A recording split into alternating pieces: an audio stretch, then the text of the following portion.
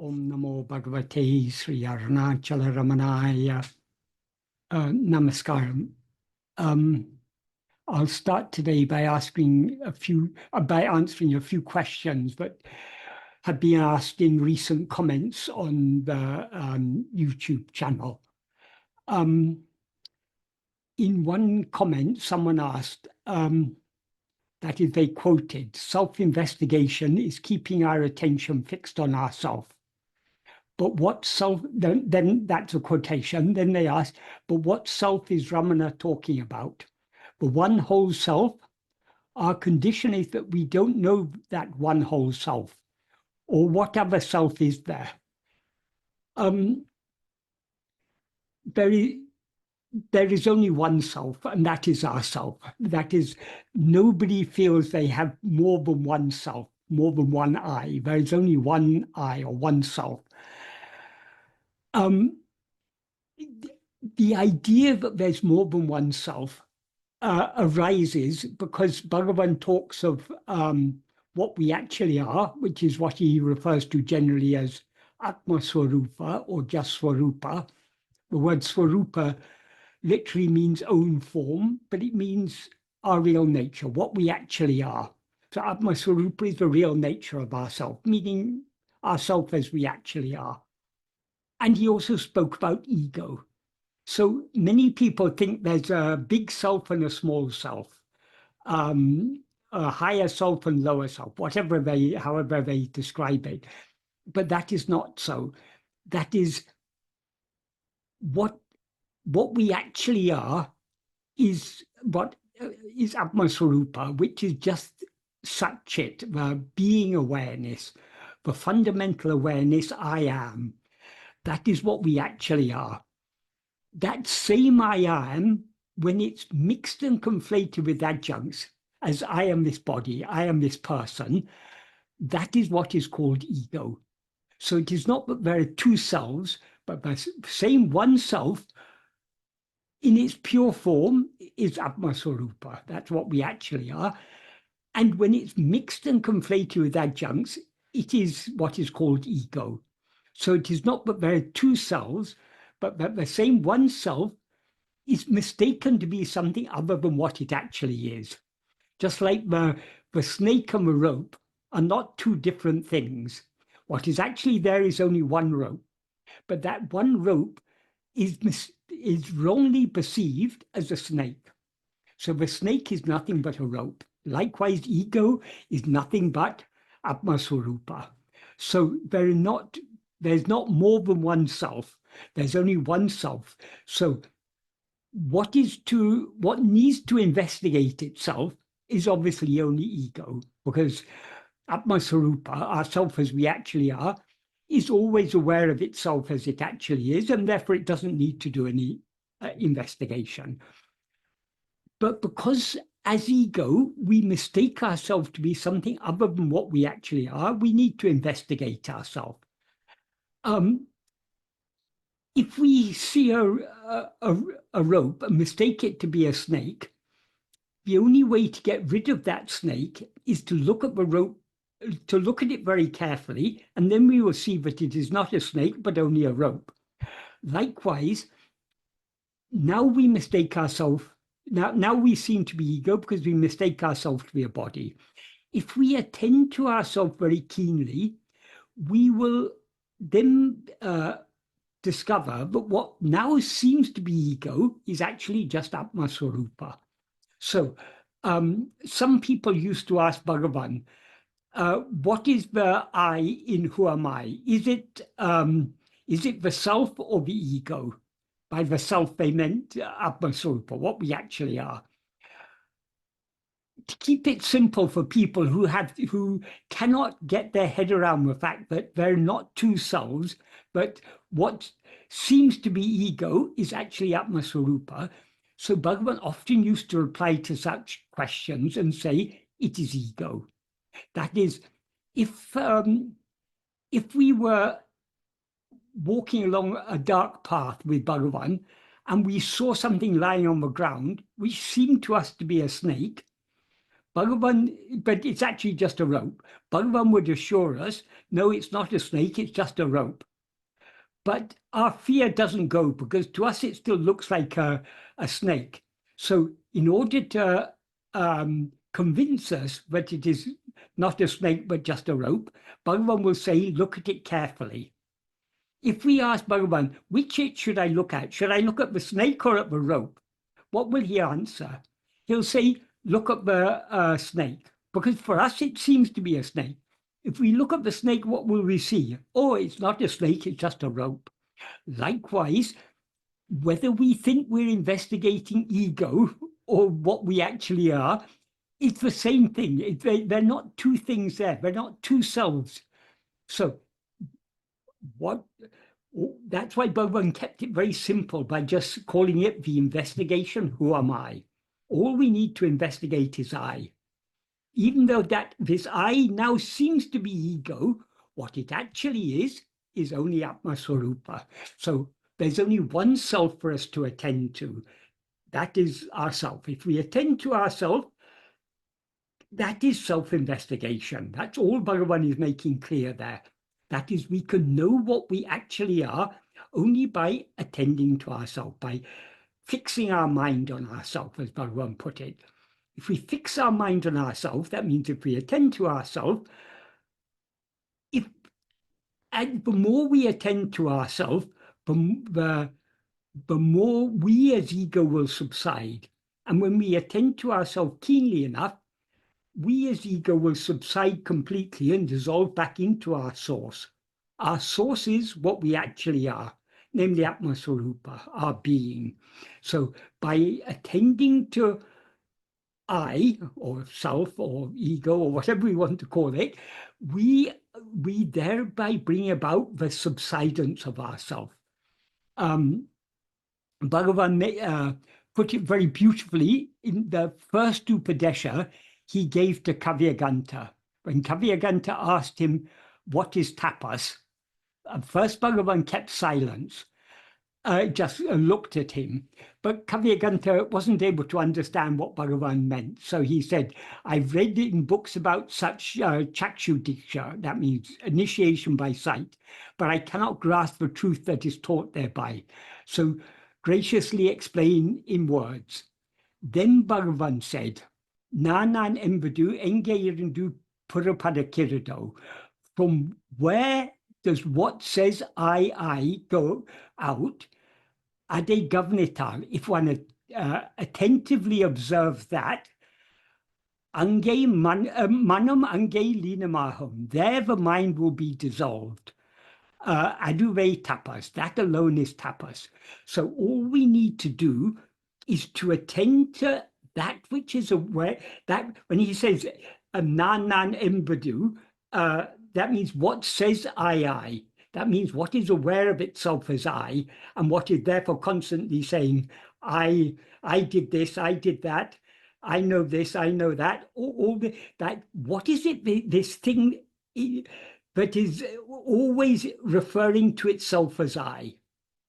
If we attend to that, or if we attend to from the place from which it rises, where it from where it emerges, that is, in other words, if we attend to ourself from which this ego that says I emerges, there the mind will be dissolved. That is, as Bhagavan often explained in so many ways, the nature of ego is to rise, stand, and flourish by attending to anything other than itself, but to subside and dissolve back into its source by attending to itself. So if we attend to ourselves, to that which, we can take that way, either attend to that which says I, or attend to where from that which says I emerges, there the mind will be dissolved. That is, where it emerges is obviously ourself as we actually are, our being, what we actually are. So if we attend to that, there the mind will subside. That alone is tapas.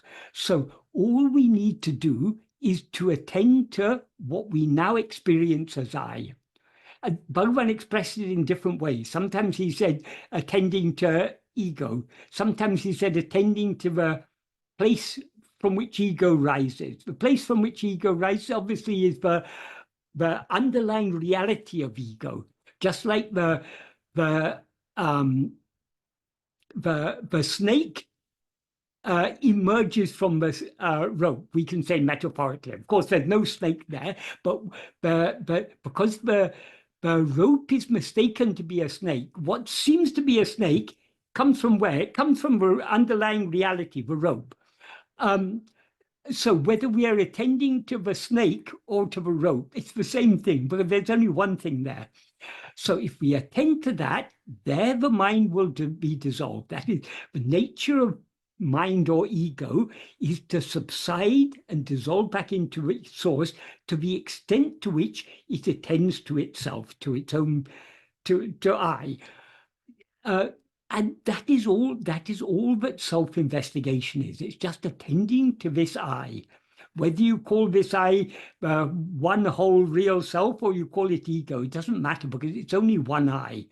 It seems to be ego when it's mixed and conflated with adjuncts. In other words, when it's mistaken to be something other than what it actually is, it's called ego. When we know it as it is, then it's called Atma-swarupa. So there's only one self to be attended to, no more than one self. So that is the first question that I wanted to answer. Another question that was also asked recently is, Michael talks about having to pay attention to ourselves now, and that will be enough. All we have to do is to see ourselves as we really are.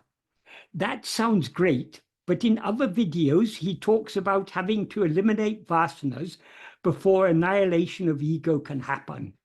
This may be something to do with the belief in time, which may need to be eliminated first. I don't know. How is the time factor and vasanas to be overcome? That is, so long as we rise as ego, we experience time. So time, but when we don't rise as ego, as in sleep, we don't experience time. So time is a product of ego. Regarding having to eliminate vasanas before annihilation of ego can happen, it is the nature of ego to have vasanas. Vasanas means, in this context, it means Vishaya vasanas. Vishaya vasanas are inclinations. Vishayas are objects or phenomena. Anything other than ourselves is a Vishaya. So we have the Vishaya vasanas are the inclination to seek happiness in anything other than ourselves. In other words, there's inclination to attend to things other than ourselves.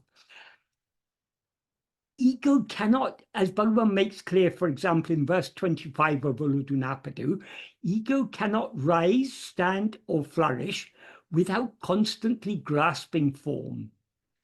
Since ego is a formless demon, as he describes it later in the verse, whatever forms ego grasps are things other than itself. So forms there means phenomena of any kind whatsoever. So attending to phenomena or grasping form, as Bhagavan refers to it, is the very nature of ego. So it is the vasanas are not ego, but it is the nature of ego to have Vishaya vasanas. So long as our Vishaya vasanas are strong, we will not be willing to turn back within and merge back into our source.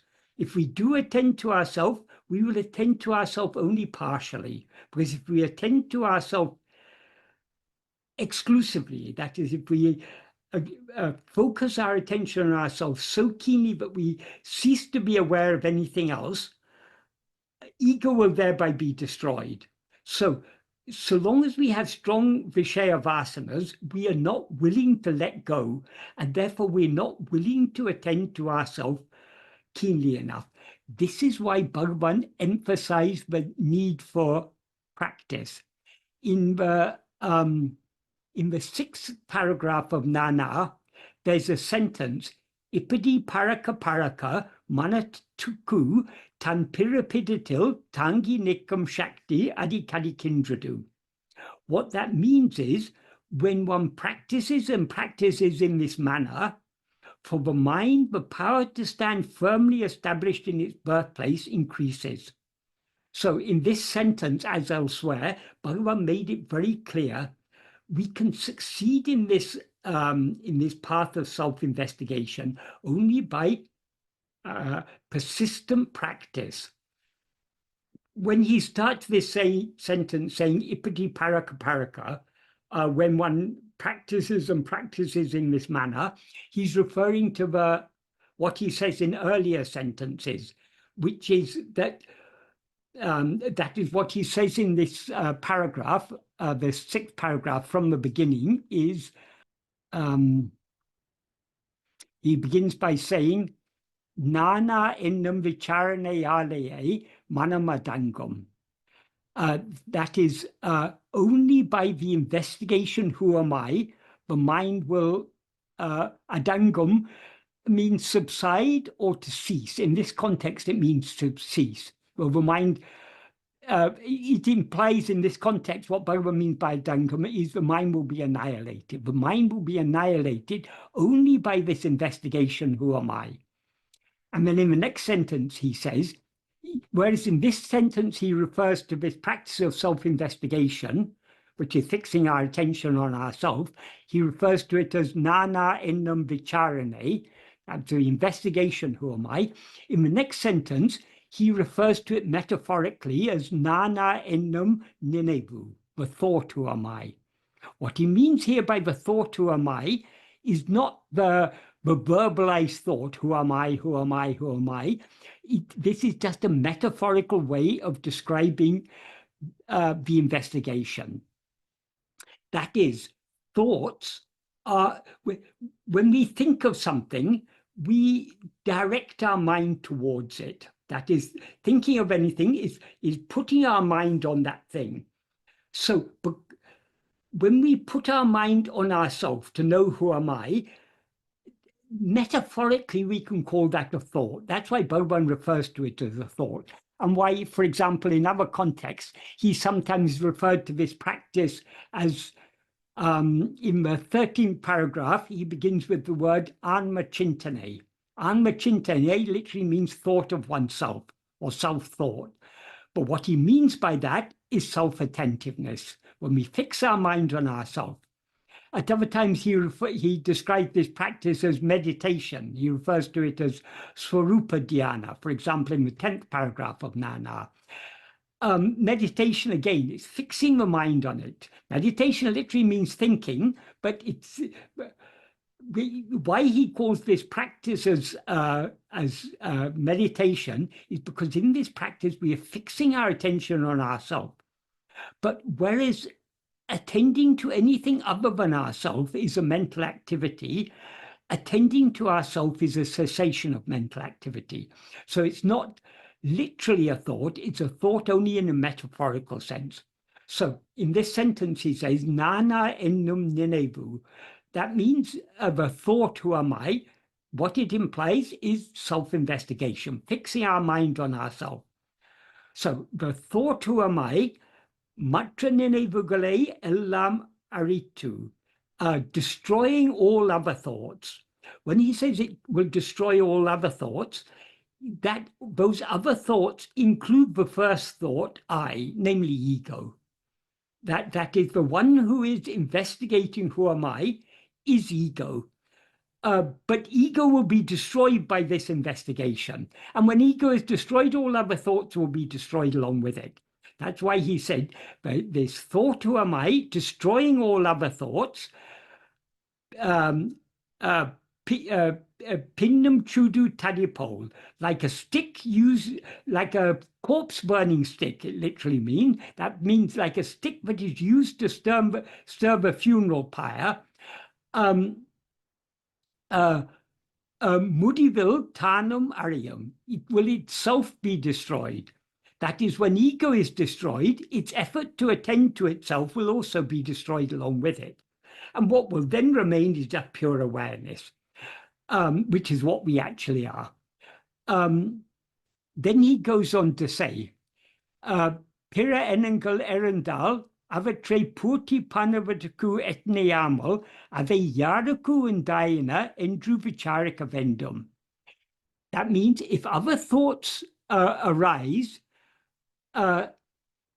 without making effort to complete them, it is necessary to investigate to whom they have appeared. That is, whatever may appear, if something appears, it means our attention has been diverted away from ourselves towards that other thing.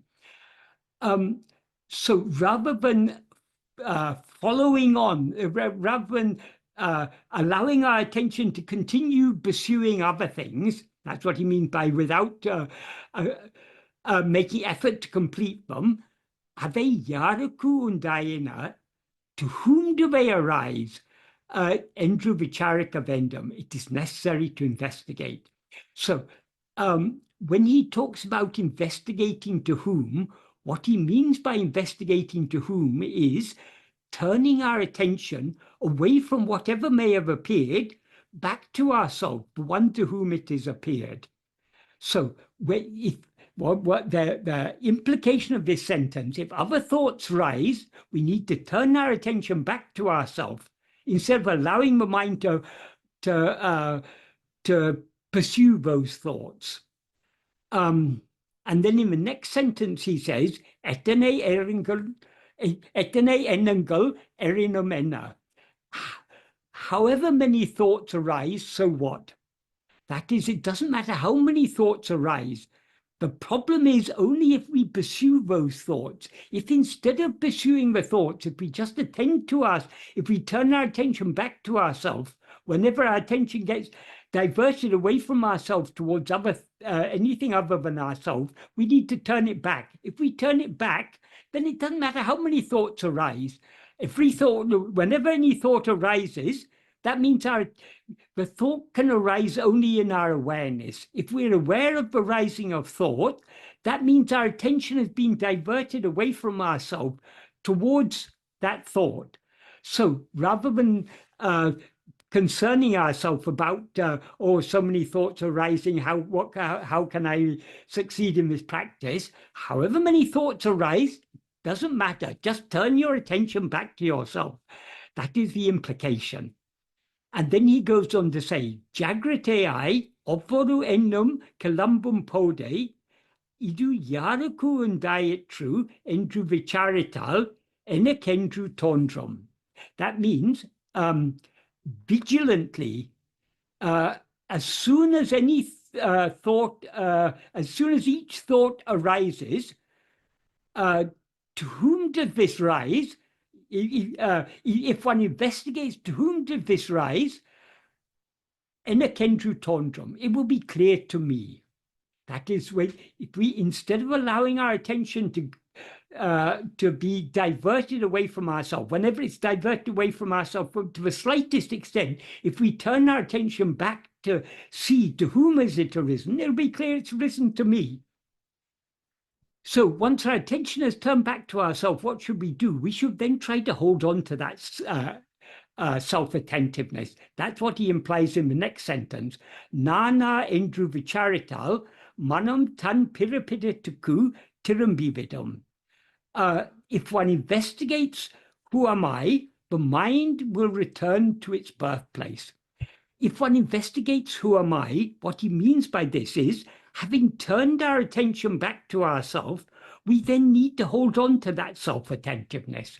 If we do so, then the mind will subside back into its source. That's what he means by the mind will return to its birthplace.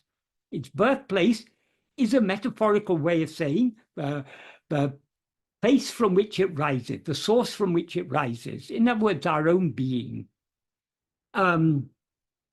So the mind will return to its birthplace, erunda enamum adangividum, and the thought that had risen will subside. That if thoughts cannot exist except in our awareness. So thoughts can arise only when we attend to them. If we withdraw our attention from a thought by turning it back to ourselves, the thought will subside. And then he says this sentence that I was referring to earlier, Ipati paraka paraka, manataku tam pirapiditil tangi nikam shakti adi kindradu. When one practices and practices in this manner, the for the mind, the power to remain firmly in its birthplace will increase. That is, the practice he's referring to is trying to hold on to self-attentiveness, and whenever our attention slips away from ourselves towards anything other than ourselves, bringing it back to ourselves. By persistently practicing like this, we gain the power to remain subsided without rising. So here Bhagavan has made it very clear the need for patient and persistent practice. Only by patient and persistent practice can we gain that power to remain firmly established in our birthplace. In other words, the source from which we've risen. That power is the power of love. That is, the vasanas are the seeds that the Vishaya vasanas are the seeds that give rise to likes, dislikes, desires, attachments, and so on. They all pertain to Vishayas. These vasanas, they are volitional inclinations. So long as we have a liking to attend to anything other than ourselves, that will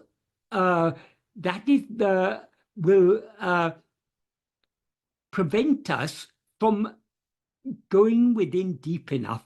So we need to weaken both Vishaya vasanas and strengthen the contrary vasana, the Sat vasana, the inclination just to be as we are, the inclination to hold firmly onto our own being. That is the love that is required.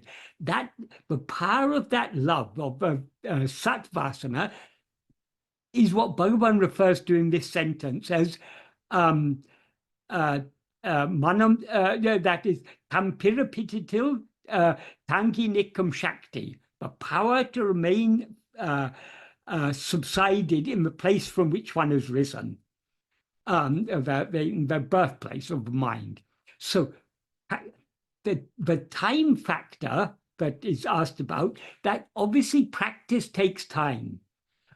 So we need to practice this for as long as it is necessary, and for as long as it takes to weaken the Vishaya vasanas sufficiently, and to the extent the Vishaya vasanas are weakened, the Sat vasana is strengthened. That is, the vasanas derive their strength from us because there are inclinations. So the more we allow ourselves to be swayed by any particular vasana, the stronger that vasana will become. The more we refrain from being swayed by it, the weaker it will become. So when we are practicing self-attentiveness, we are being swayed by the Sat vasana. So that Sat vasana is strengthened, and we are refraining from allowing ourselves to be swayed by the Vishaya vasanas, so the Vishaya vasanas are weakened. So that power to remain firmly established in ourselves is the power of Sat vasana. That will increase only with practice. That is why we need to practice until finally the Sat vasana becomes stronger than all the Vishaya vasanas combined. Then only will we be willing to surrender ourselves completely. All that is, this person quotes me at the beginning saying, Michael talks about just having to pay attention to ourselves, and that will be enough. Yes, that is enough, but we need to continue attending to ourselves, to continue practicing self-attentiveness until the Vishaya vasanas are weakened and the Sat vasana is strengthened to a sufficient extent for us to be willing to surrender ourselves completely. because the annihilation of ego, which is brought about by self-investigation, is complete surrender of ourself. So why we can know what we actually are here and now if we have sufficient love for it. The reason we still don't know what we actually are, we still are not aware of ourselves as we actually are, is we're still too strongly attached to things other than ourselves. That attachment can be weakened only by patient and persistent practice of self-investigation. And practice obviously takes time. That is why the time factor enters into the picture. But it doesn't matter how much time it takes. If we really want to know what we actually are, we won't be bothered about let it take 2 minutes or let it take 200 lifetimes. It doesn't matter. All we need to do is to persevere in this practice. If we persevere in this practice, we will succeed sooner or later. How long it takes depends upon the strength of our vasanas and the opposite strength of our satvasana. The more the satvasana increases in strength, the vasanas will lose their strength. In the case of Bhagavan, because he had done that practice in previous lives, he was fully ripened, fully mature. So it just took one moment of self-investigation for him to merge back into his source. For us, because we haven't yet achieved that level of maturity, we need to patiently and persistently continue this practice until our Vishaya vasanas are weakened and the Sattvasana is strengthened to a sufficient extent for us to be willing to surrender ourselves completely, as Bhagavan surrendered himself completely, or not even Bhagavan. That ego that was aware of itself as I am Venkataraman surrendered itself completely by turning within and merging back into its source. And there's another, I'll answer just one more question because it's somewhat related to this. That is, someone refers again to something I had said in a video and said, it is said we need to reach a critical depth, even for but a second. Yet right before that, MJ stresses that we ought to be doing Atma-vichara throughout the day, not in specific meditations away from the world. This seems contradictory to me, in that the depth needed cannot be attained superficially, as is the case when casually self-investigating during activities. How can one attain such clarity while engaged in the outward world? Why does he emphasize not to sit for periods of time intensively attempting this important task? By definition, if we're engaged in the world, we can only use what attention we have left to turn inwards. Clearly, this is not what Bhagavan actually practiced in his own case. That is, as I said, Bhagavan had already practiced this, so he had already gained that power that he refers to, which is the fruit of practice, that power to remain firmly established in his birthplace. This it's not just me who says we have to practice this throughout the day. Bhagavan is constantly indicating this. In the 16th paragraph of Nana, Bhagavan defines what he means by vichara. He says, Sadakalamum manate atmavil vetirapatakutan atma-vichara mendrupaya. That means the name Atma-vichara is only for always keeping the mind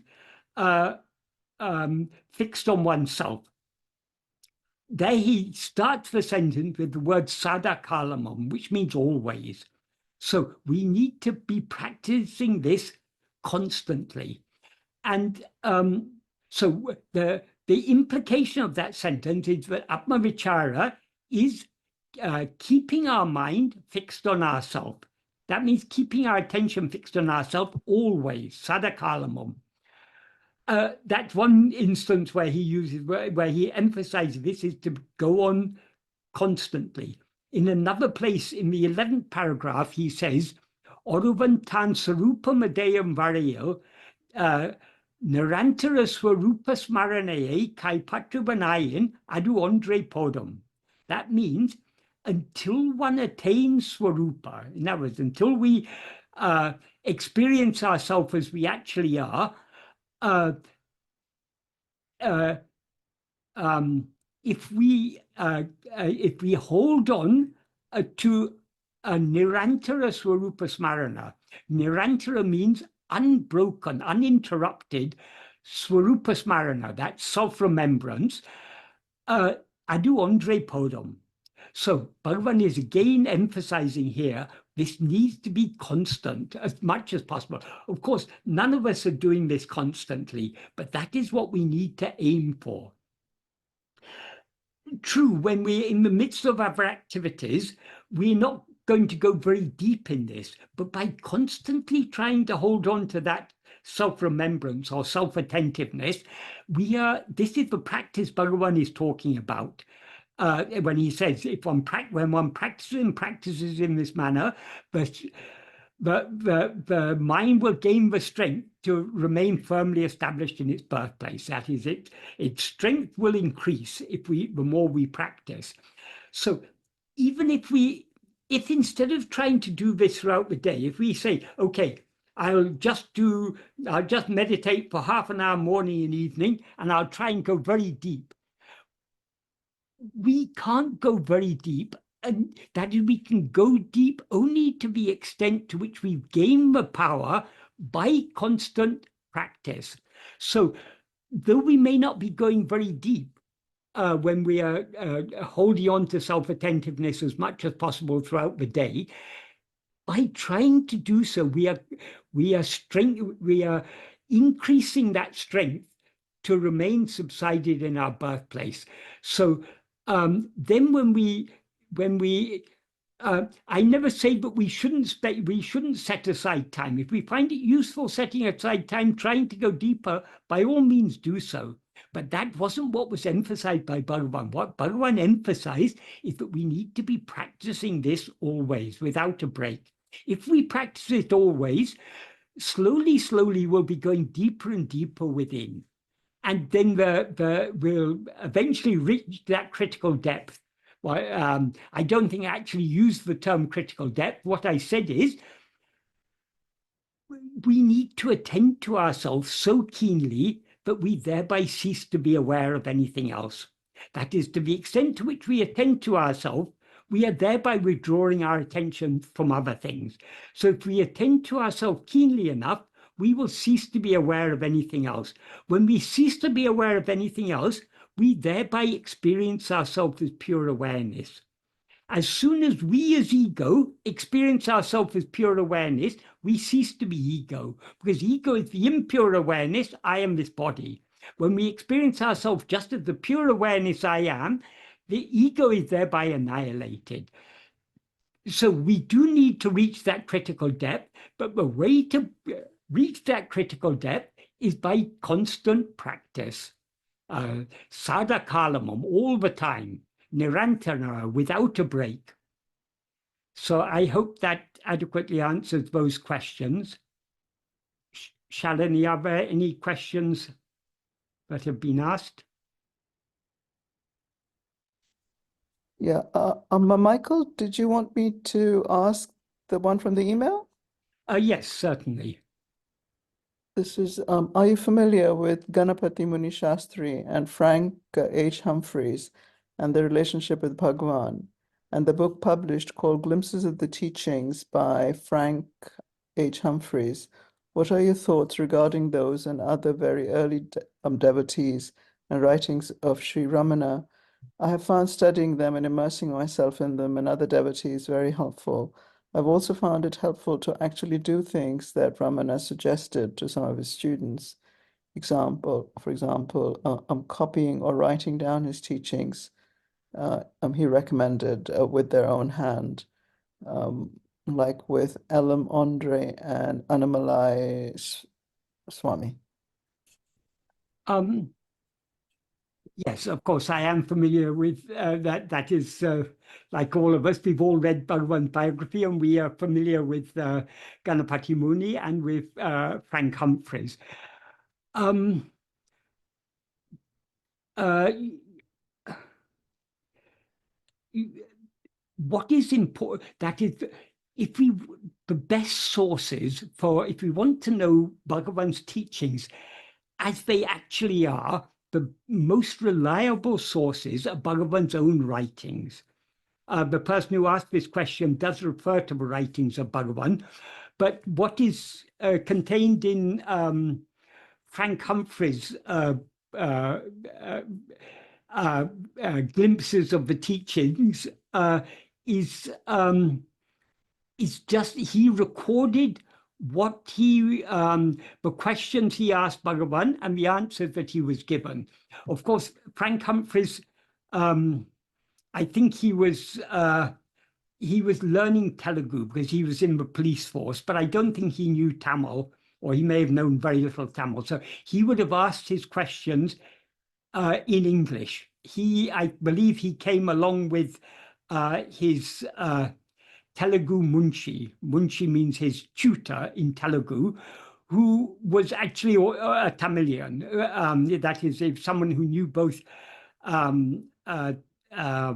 Telugu and Tamil. So that person, I'm just trying to remember his name, he later took sannyasa under the name of Pranavananda. He was actually the uncle of Dr. Sarvepalli Radhakrishnan, who later became the president of India.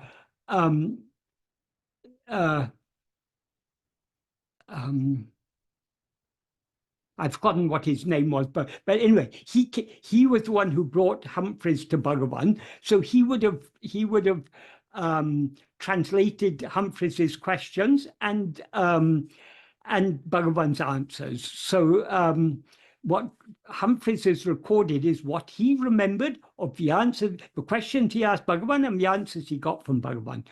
There are some nice things there, but it's not a very reliable account of Bhagavan's teachings. One thing I remember that is stressed there is that Bhagavan emphasizes, do not attend to anything that is seen, attend only to the seer. That is the essence of Bhagavan's teaching. We shouldn't attend to whatever may appear.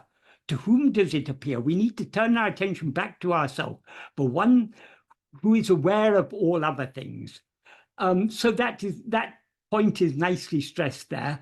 Other than that, there's not a lot of substance in what Frank Humphreys recorded.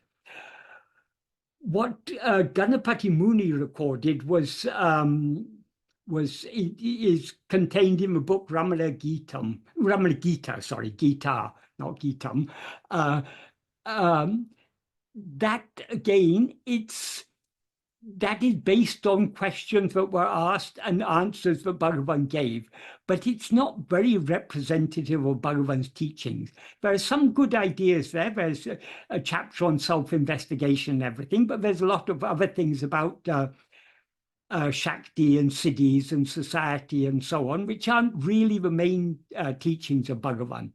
The only one verse in Ramana Gita that was actually composed by Bhagavan is the verse Hridaya Guhara Madhye, which Bhagavan wrote under other circumstances. But even that verse Hridaya Guhara Madhye, it's not the purest teachings of Bhagavan, because what Bhagavan wrote in that verse, he wrote that verse on behalf of Jagadisha Sastri.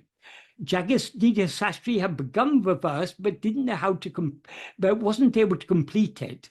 So he told Bhagavan he told Bhagavan what he wanted to write, but how he wasn't able to complete it. And then he left the first few words, Hridaya Guhara Madhye, he left them with Bhagavan. When he came back, Bhagavan had completed the verse for him, and underneath it, he'd written Jagadishan. So that verse, though most of the ideas in that verse are Bhagavan's ideas, that is particularly the first two lines, Hridaya Guhara Madhye Kevalam Brahma Matram Hyam Aham Iti Sakshat Atma Rupena vibhati. That means in the center of the heart cave, Brahman shines in the form of Atma as I am I. That's the teachings of Bhagavan. But in the last two lines, he also refers to Pavla Chanarana Roda. Pavla Chanarana Roda means restraining speech and breath. Bhagavan talks about two things there. He talks about Swamchimvata, which means investigating oneself, or there's the word va, Pavla Chalanaroda, by restraining the breath. That clearly is not Bhagavan's teaching, because Bhagavan made it clear that we cannot attain manonasa. In Who Am I? In Nana, he's very explicit that we cannot attain manonasa by means of breath restraint. Breath restraint is just a means to, is an aid to restrain the mind, but it will not bring about manonasa, he says conclusively in the 8th paragraph of Nana. So that idea there in that verse is not representing the true teaching of Bhagavan. We can't attain Atmanishta. Atmanishta means being as we actually are. We can't be as we actually are merely by breath restraint. And the word there he uses is va. Va means all. He also mentions there majjata. Majjata means by sinking or by diving. It's often translated. I think sinking is a better way of translating it than diving, because it's a subsidence of the mind. Bhagavan did not intend that to be an alternative. What he meant is subsiding by swamchimvata, by self-investigation. Bhagavan later, when he translated that verse into Tamil, he made this very clear. But he said, subsiding either by self-investigation or by restraining the breath. But that verse, which is verse 8 in Uludunaptu Anubandham, as I say, it is not entirely representative of Bhagavan's teaching, because he was expressing the idea of Jagadisha Sastri, which is why he wrote Jagadisha Sastri. However, Kavyaganta took that as referring to three paths. He took it, but self-investigation, or diving, or restraining the breath. So again, it's not really representative of the actual idea of Bhagavan. So if we want to get really to the heart of Bhagavan's teachings, we shouldn't rely on these recordings by others. We should go to Bhagavan's own original writings. Works like Nana, Upadeshundya, Uladunapadu, Anma-vidya, Aranachastuti Panchakam. Here we get Bhagavan's teachings in their pure and clearest form. Regarding writing Bhagavan's teachings, yes, that's a way of helping us to absorb it. It impresses them upon our mind. But writing something, it's a form of sravana. It's a form of keeping our mind dwelling on the teachings. It's no doubt useful, but merely learning Bhagavan's teachings by heart is not sufficient. We need to, that is sravana. We need to, we also need to do manana. We need to think carefully about it in order to make sense of his teachings. And most important of all, we need to put them into practice. What Bhagavan has taught is self-investigation and self-surrender. We can truly understand his teachings only to the extent to which we actually put this self-investigation and self-surrender into practice. So it's useful copying his teachings in order to impress them on our mind, but that's just a beginning. We shouldn't stop with that. We need to think carefully about them in order to make sense of them, and then we need to put them, what we've understood, into practice. So I hope that is an adequate answer to that question. That is, all these different recordings of Bhagavan's teachings by various devotees, it's useful to read them. We get some ideas from them, but we shouldn't take everything that has been recorded by others as the exact words of Bhagavan. I mean, Frank H. Humphreys also talks about, I don't know, I think he, at that time in his life, he was influenced by theosophical ideas. So some sort of theosophical ideas also come in there. So it's not 100% representative of Bhagavan teaching, though there are some ideas there that are very useful. Just like in Ramana Gita, there are some good ideas there, particularly about the practice of self-investigation, but we shouldn't take the whole thing as representative of Bhagavan's teachings.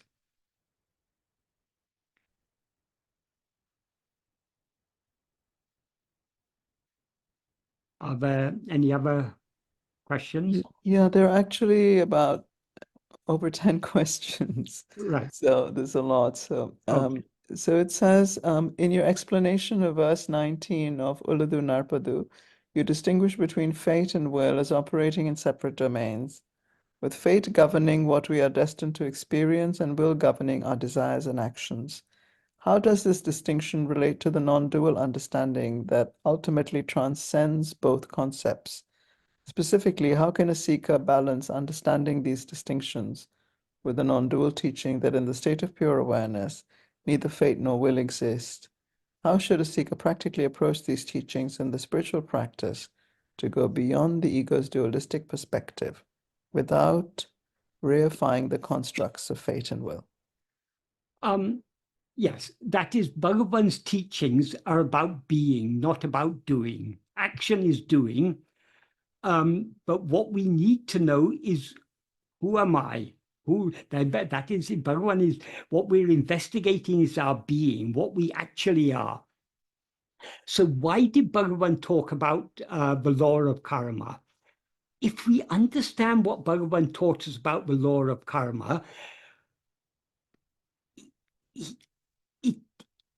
that is, they are useful supplementary teachings, because what Bhagavan has taught us, for example, when he says what is destined to happen will happen, what is not destined to happen will not happen, if we understand that correctly, then we need not be concerned about the outward life of our body. Whatever is that is, things are going to happen as they're meant to happen.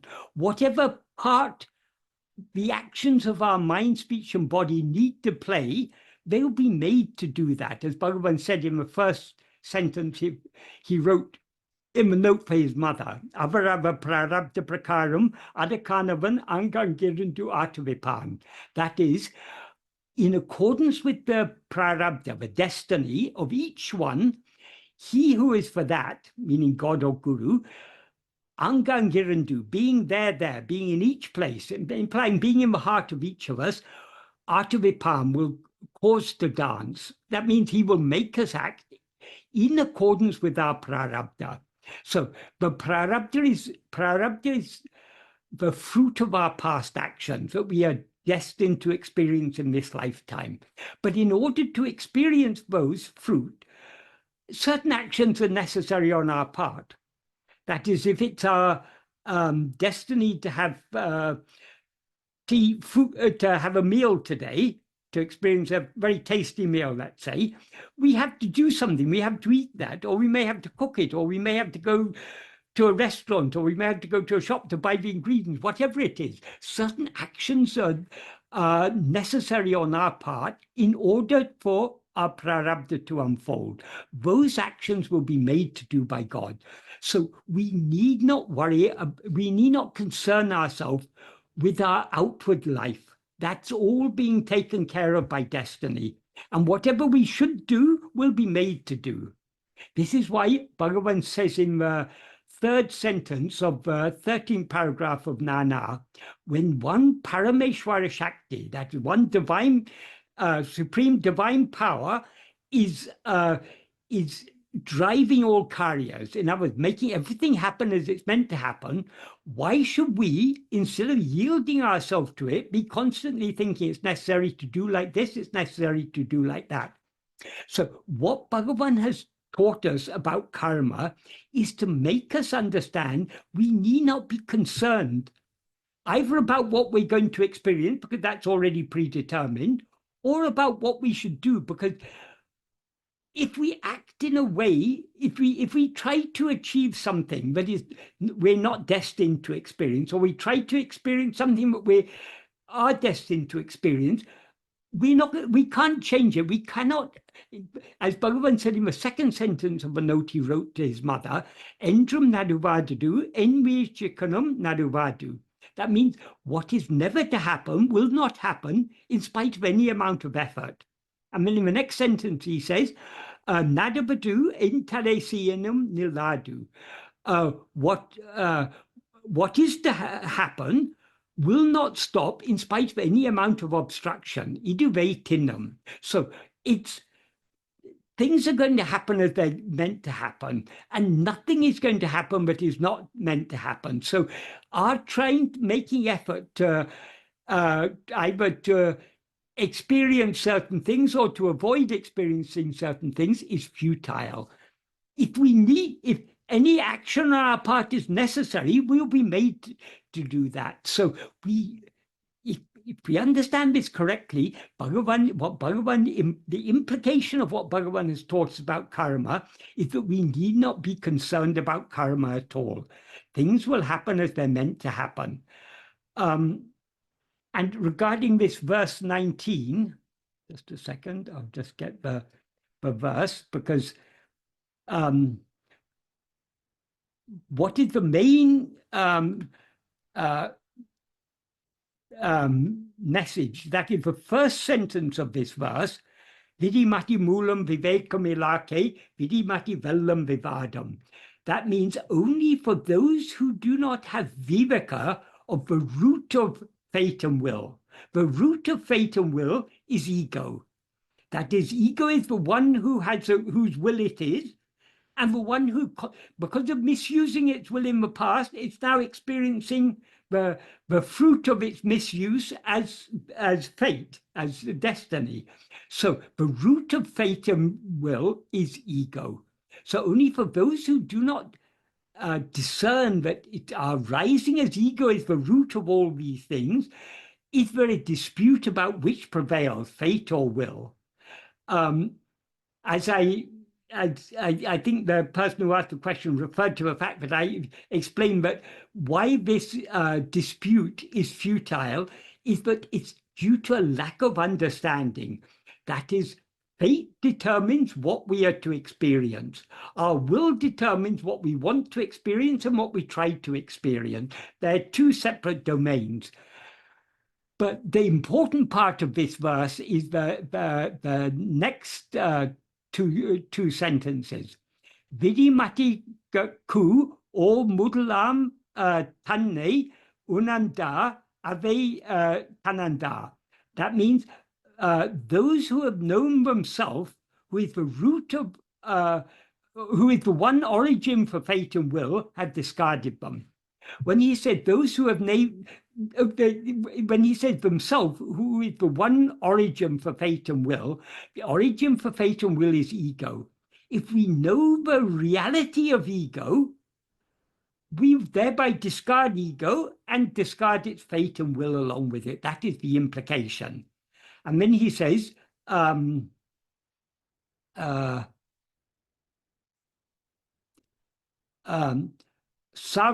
pinum ave. Will they thereafter be associated with them? So what Bhagavan indicates here, the way to free ourselves from both fate and will is to investigate ourselves, this ego for whom there is fate and will. If we investigate this ego will be discarded and the fate and will be discarded along with them. And likewise in verse 38, Bhagavan also talks about the law of karma, and it's also very, it also makes very clear, Bhagavan is what Bhagavan is teaching us, he starts by saying, Dine modal namayin vil e payan twipo. If we are the doer of actions, we will experience the resulting fruit. And then he goes on to say, investigating who is the doer of action, when one knows oneself, doership will depart and all three actions will slip off. The implication is action is not real. But so long as we seem to be the doer of action, we will also seem to be the experiencer of the fruit. But if we investigate ourselves, who now seem to be the doer of action, and thereby know ourselves as we actually are, doership will depart and all three actions will slip off. Doership is the nature of ego. That is, as ego, we identify ourselves with the body, speech, and mind, which are the instruments of action. So whatever actions are done by the body are experienced by us as I am doing this. I am sitting, I am standing, I'm walking. Whatever actions are done by speech, also experienced by us as I am doing, I am speaking, I am talking. And whatever actions are done by mind, also experienced by us as actions done by us. So so when this doership departs, that means doership will depart only when ego departs. So when ego departs, all the three karmas will slip off. That is the three karmas, that is the agamya, which is the actions we do under the sway of our vasanas. In other words, the actions we do in accordance with our own will, that's called agamya. Those are the actions that bear fruit. The fruit of those actions gets stored in what is called sanchita. And from that sanchita, God selects certain fruit for us to experience in each lifetime as prarabdha. So the three karmas means the agamya, the sanchita, and the prarabdha. All these exist only for ego. So when ego is destroyed, they will also be destroyed along with it. So what Bhagavan teaches us about the law of karma is only to teach us that karma is not real. We need not concern ourselves about it. Our only concern should be with being. Who am I? We need to investigate and know what we actually are. That is our being. It's got nothing to do with doing. So what Bhagavan taught about the law of karma is to make us understand we need not be concerned about karma at all. Of course, when there's karma, there's duality. It's only when we rise as ego that we get engaged in activity. So karma is based on duality. But even when duality seems to be the case, it is not real.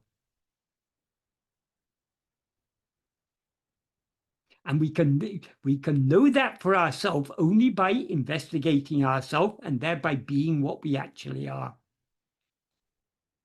I hope that's an adequate answer to that question.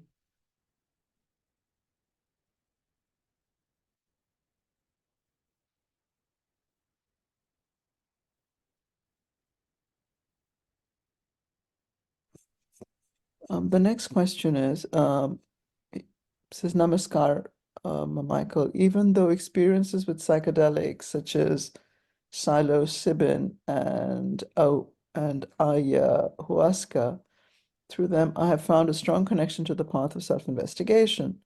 Microdosing psilocybin had in the past helped me maintain focus during this practice.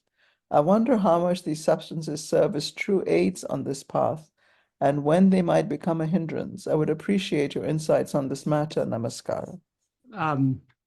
Okay. These substances work on the nervous system, and therefore they can alter our perception of things. So we get certain experiences, but these experiences, whatever we experience, any experience that comes and goes is something other than ourselves. So it doesn't matter what we experience. Who is the experiencer? That's what we need to investigate. So Yeah, I've heard people say that they found they were drawn to this path after trying out psychedelics. Maybe that, maybe for some people that happens, but once we understand, but what we need to know is not, what we need is not any experience, but to know the reality of the experiencer. We should leave all these drugs and things behind, because these are not going to help us go deep in this path. They may give certain experiences, they may seem to give certain clarity, but even the clarity they seem to give is, firstly, it's short-lived, and secondly, often it is not clarity, it's often more confusion. It may seem, if you take certain drugs, you may seem to be in a heightened state of clarity, but when you come off that drug, you realize it was all just illusory. So these drugs really are, they're of no real relevance to this path. They may prompt people to, certain people may be prompted by the experiences they have on certain drugs to investigate deeper. But in order to investigate deeper, we need to leave all these sort of things behind. Because we can't know what we actually are by means of any drug, because all these drugs can do is give us certain altered experiences. We may experience certain things we wouldn't experience otherwise, but still, whatever we experience, it's something other than ourselves. So who is the experiencer of all these? That is what we need to investigate. So I hope that's a useful answer to that question. The next question is from Sudha. Sudha, would you like to answer to ask the question?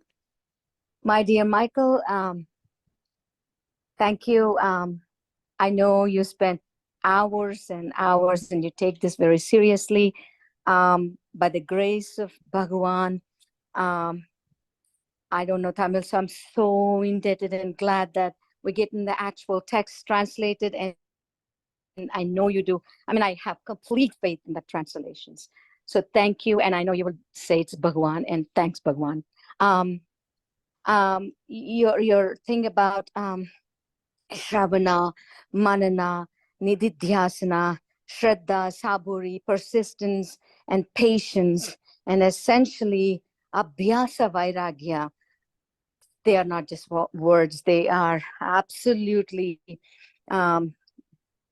satisfaction. I mean, levels of satisfaction, even in a mundane level. I can say thank you. They all matter. They all matter. So regards to that message, so somewhere, my dear Michael, I read this. Let me open where I was reading. Okay. I read it a couple of different places. So in Who Am I? The mind is a wondrous power residing in the self. It causes all thoughts. Apart from the thoughts, there's no such thing as mind, etc. My question is regards, did actually Bhagavan said that it is a wondrous power or a beautiful thing or a helpful tool, things like that, or a wondrous power? Actually, let me ask you, did Bhagavan's book anywhere say the mind is a wondrous power? And if he did say that, I know he also says that it is pisacha. So I'm sure there is, it all refers to ego.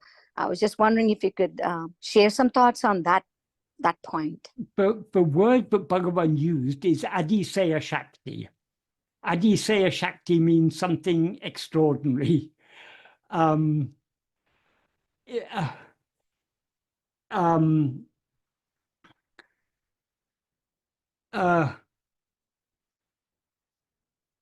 What he says in Nana actually is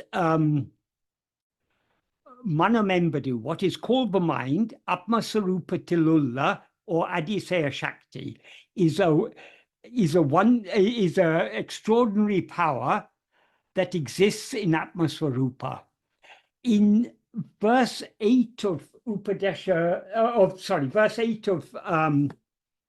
of not verse 8, verse 6 of Arunachal Ashtakam, he also refers to this same Adiseya Shakti. What he says in Ashtakam is, he first says, Undoru porul arivoli ulumeni. There is one substance or reality, you, the heart, the light of awareness. So that is what is real. That is Atma-swarupa. And then he says, Ulladu unil, there is in you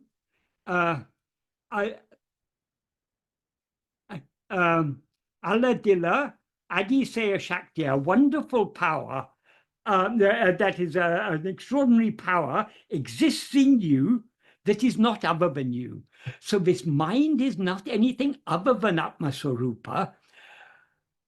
But when we rise as ego or mind, we, as he says in this paragraph of Nana, adu sakala ninevugulayum totrakintrada. It causes all thoughts to appear. And in this verse 6 of Arunachal Ashtakam, he describes this process of how the thoughts get projected as all this world. The world has no existence apart from the thought. So, but this Adiseya Shakti that is called mind is what is also called Maya. It is not anything other than ourself, but it is not real. It's an appearance within ourselves. But it's not real. If we investigate ourselves to see what we actually are, there's no such thing at all. As Bhagavan says in verse 17 of Upadesha Manatin uruve maravadu chava manamenam ondrile undi para.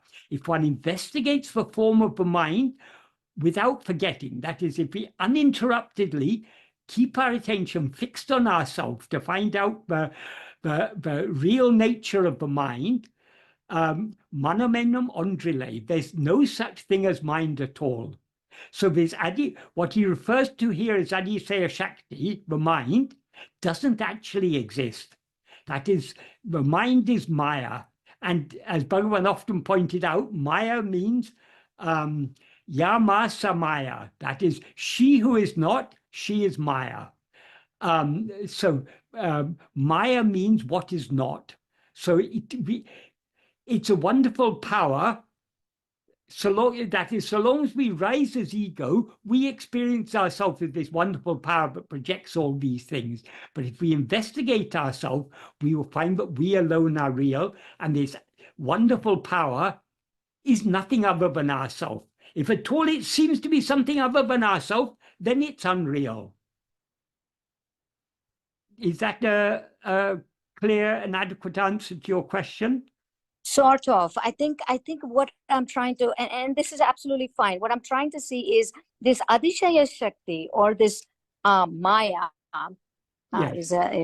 is a synonym for ego. Am I correct in that sense? If Yes, so, yes. ego is also referred to as Pisacha. So I'm trying to say, and it's okay if it's called Pisacha in one point and Adishaya Shakti in one point, but is it the same? Does he refer to it as both, because it is dual, right? This Maya is dual, so it is a good and a bad. It's the source of duality. Yeah. So is this ego then both Adishaya Shakti, wondrous power, as well as Pisacha, a ghost? Yes. Yes. Okay. Thank you. That's all my question. Yes. Namo Ramana. But if we investigate it, we'll find there's no such thing at all. That's the important point to understand. That's why it's so wonderful. This thing that doesn't exist seems to exist. And because this ego seems to exist, everything else seems to exist. But if we investigate it, we find there's no such thing at all. That is the really important teaching. Right. But, the reason I brought it up is, even though Pisacha is ghost, and it's an okay word in English, but in our language, Pisacha is a scary thing. So that's why I brought it up. So it's Sorry, wondrous. I didn't catch that. I thought pisacha is a scary thing. It's a scary thing. That's what it meant. That is it's meant to be. This ego is very scary. It's a source of all troubles. But Pisasa is a demon that will come and possess you. So this ego has possessed this body and is dancing around, causing so much havoc. So we should, rightfully, it should be regarded as a scary thing. That's why Bhagavan referred to it as, in Tamil, he referred to it as pay, but a pay is a Tamil equivalent of the Sanskrit word pisasa. They're demons. So you don't want to mess with demons. So we have to put an end to this demon. And the way to put an end to this demon is to investigate what it actually is. If we investigate what it actually is, Tedinal autem pidicum, with thought it takes flight. That is, if we seek to know the reality of this ego, ego will cease to exist, and the reality alone will remain. That reality is what we actually are, the pure awareness I am. Got it. Namo Ramanaya. Namo Ramanaya.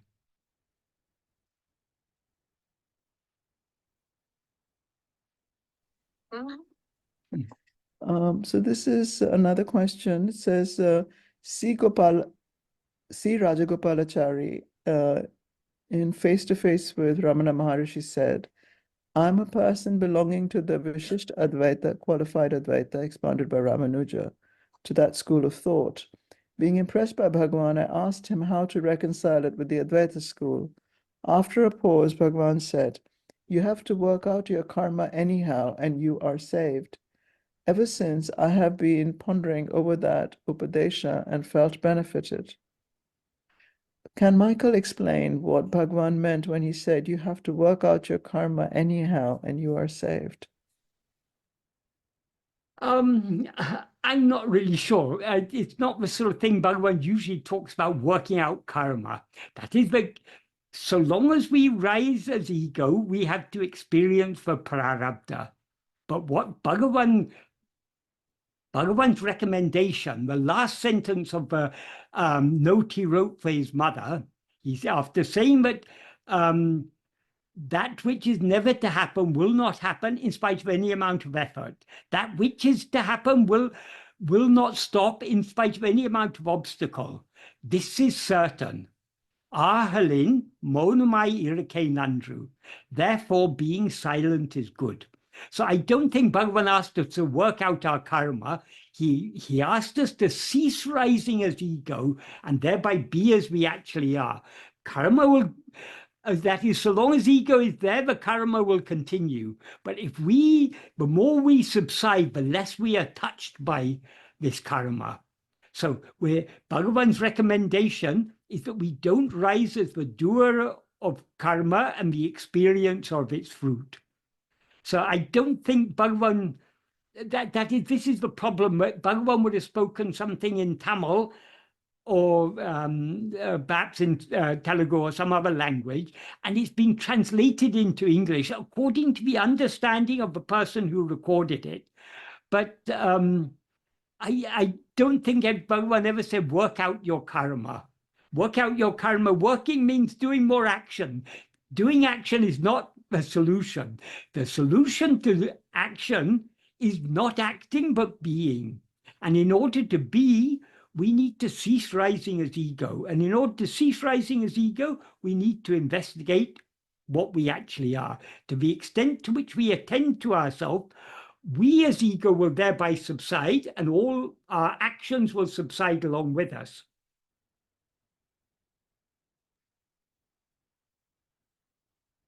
Thank you. That makes sense. Yeah.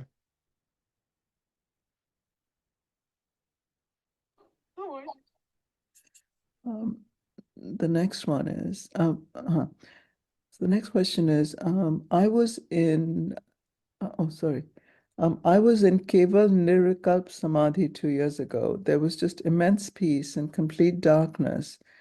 It was just ego, or its pure. Was it just ego, or its purity without any vasanas? An extended version of the question with more details I've sent to Michael, as I can't post the whole question here. Michael, do you know this question? Yes, he sent me an email saying he was going to ask this question. And this is a question you haven't answered, is it? No, I haven't answered it. Okay. That is, nirvikalpa samadhi is a state without vikalpa. That without vikalpa means change or difference. So a nirvikalpa state is a state without mind. It's as Bhagavan said, explained, nirvikalpa samadhi is manolaya. It's a state of dissolution of mind. In the state of dissolution of mind, there's no ego there at all. Ego or I thought, it means the same. It doesn't exist there at all. There are also certain other states of samadhi. I mean, the whole subject of samadhi is a rather foggy area, because different people refer to different states as samadhi. But another state that is described is savikalpa samadhi. That means a state, samadhi with vikalpa. So whereas nirvikalpa samadhi is manolaya, it's a state of dissolution of mind, like sleep. Savikalpa samadhi is some state where there's still differences, still some experience. So in savikalpa samadhi, ego is still there experiencing it. In nirvikalpa samadhi, ego has dissolved, albeit only temporarily, because sooner or later it will rise again. So it's very difficult to... the main point is what we are to investigate in Bhagavan's path is to investigate the reality of the experiencer. In the course of meditation, so many different types of experiences may come and go, but anything that comes and goes is not real. So, and that applies to nirvikalpa samadhi, because it comes and goes. So any state of manolaya is unreal. Sleep is unreal because it seems to come and go. What actually remains in sleep is real. But the state, as sleep as one among three states, is unreal because it comes and goes. Anything that comes and goes is not real. The only thing that never comes or goes is our own being, I am. So that is what we need to try to hold on to. We need to distinguish this I am from all other things and hold on to this I am alone. So there were various, it's just, that is many subtle experiences that can arise during meditation. It's very difficult to put them in words. So once they're put into words, when someone tries to describe experiences like this, it's not really, it's very difficult to know what actually they're referring to. But what we can be sure, anything that comes and goes is not real. We are seeking that which is ever present, ever shining. That is our own being, I am. So that is what should be the focus of our investigation. Part of the question was whether this, something that was, in order to achieve the bliss of Satchidananda, the root of the mind, namely myself as I thought, I have to see the I thought again in its purity, same as in nirvikalpa samadhi, but with the practice of self-investigation. That is, the again, when we talk about the I thought in its purity, what actually is meant? The I thought, or ego, is a thought because it is mixed and conflated with, it's the pure I mixed and conflated with adjuncts.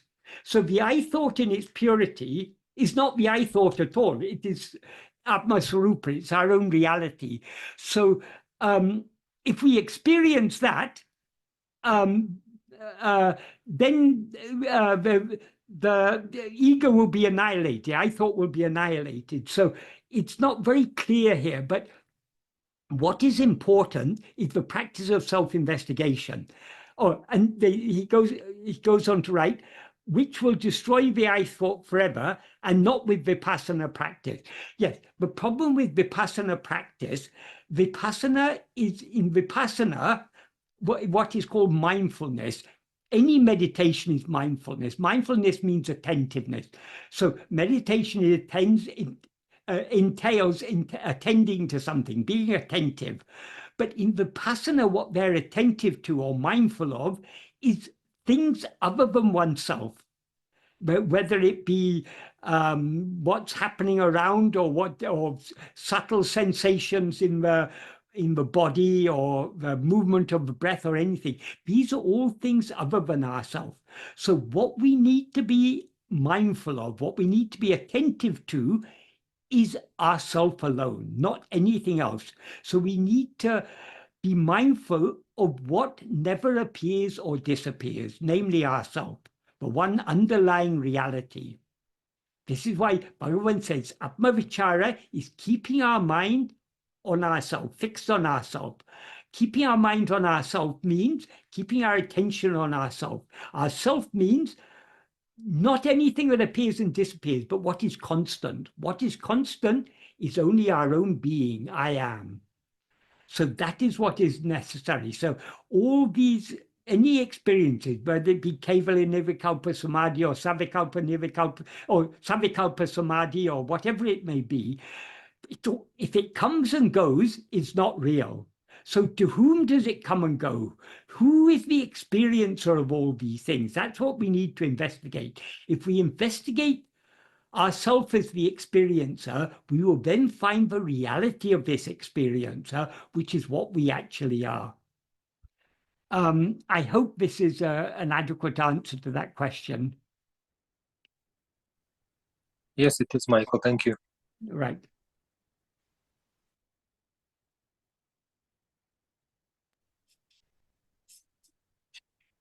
There is a second question.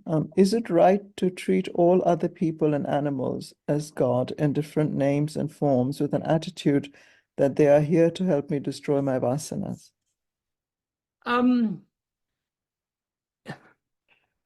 So long as we think everything is God, it's a good attitude to have.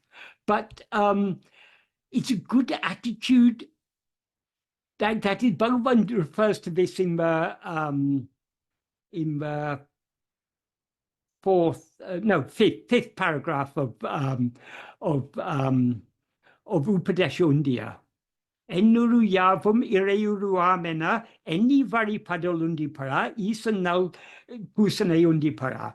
That is what he said there is worshipping any of the 8 forms with worshipping, considering all the 8 forms to be forms of God is good worship of God. The 8 forms means the 5 elements, that is space, air, fire, water, and earth, and those 5, and sun, moon, and fire. This is a concept in Shaivism, but Shiva appears in these 8 forms. So these 8 forms cover everything, because the whole material world is made up of the gross 5 elements. The mental world is made up of the subtle 5 elements. And then sun, moon, fire, and jivas. Jivas is the ego, the souls. So what Bhagavan is saying there, but the word he uses is any. Any means thinking or considering.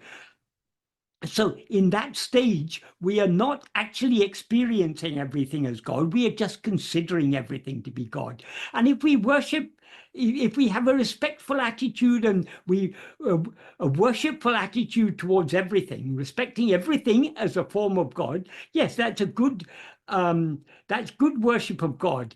And that is a means to purify the mind, but that's a very preliminary practice. if we want to experience everything as God, we cannot experience everything else as God without experiencing ourselves as God. So only after we experience ourselves as God will we experience everything as God. But when we everything is many, there are many things. God is one. So if we experience everything as God, we're experiencing what now seems to be many things as the one underlying reality. That means when we experience the snake as a rope, we no longer experience the snake, we experience only the rope. That is, what formerly appeared to be a snake, we are now experiencing as a rope, which is what it actually is. Likewise, when we experience everything as God, that means we are not experiencing everything, we're experiencing only God. Because what we now see as everything is nothing but God, God being our own reality, our own being. So we are seeing ourselves as all of this.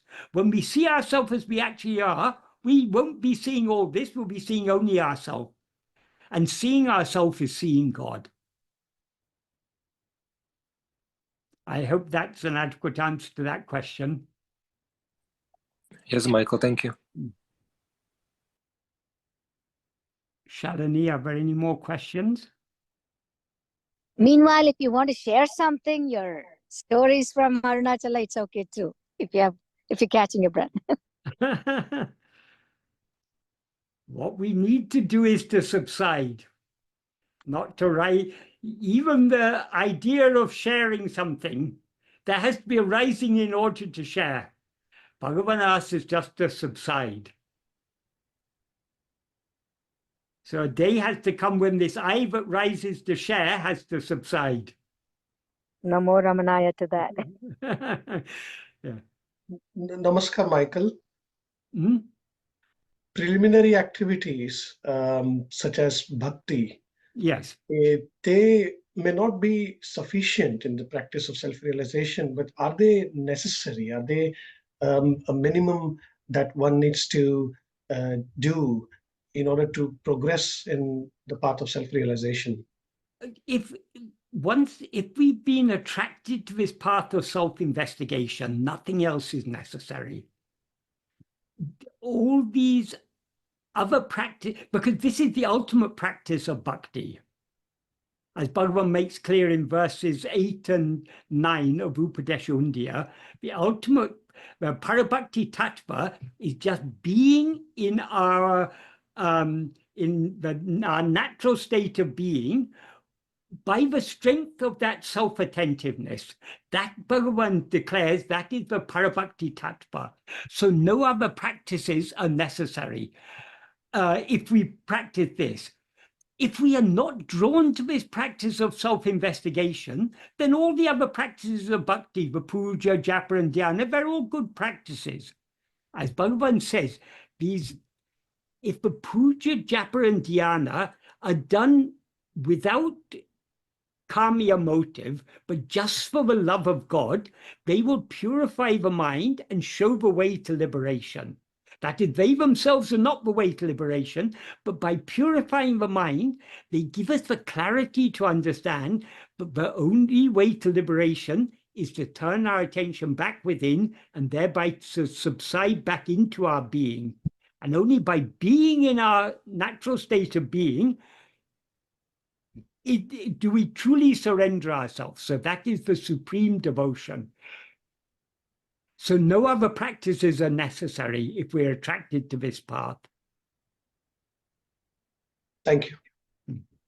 The first question is, should we drop even the desire for self-realization? So long as we have desires, let us desire self-realization. But we need to understand what is self-realization.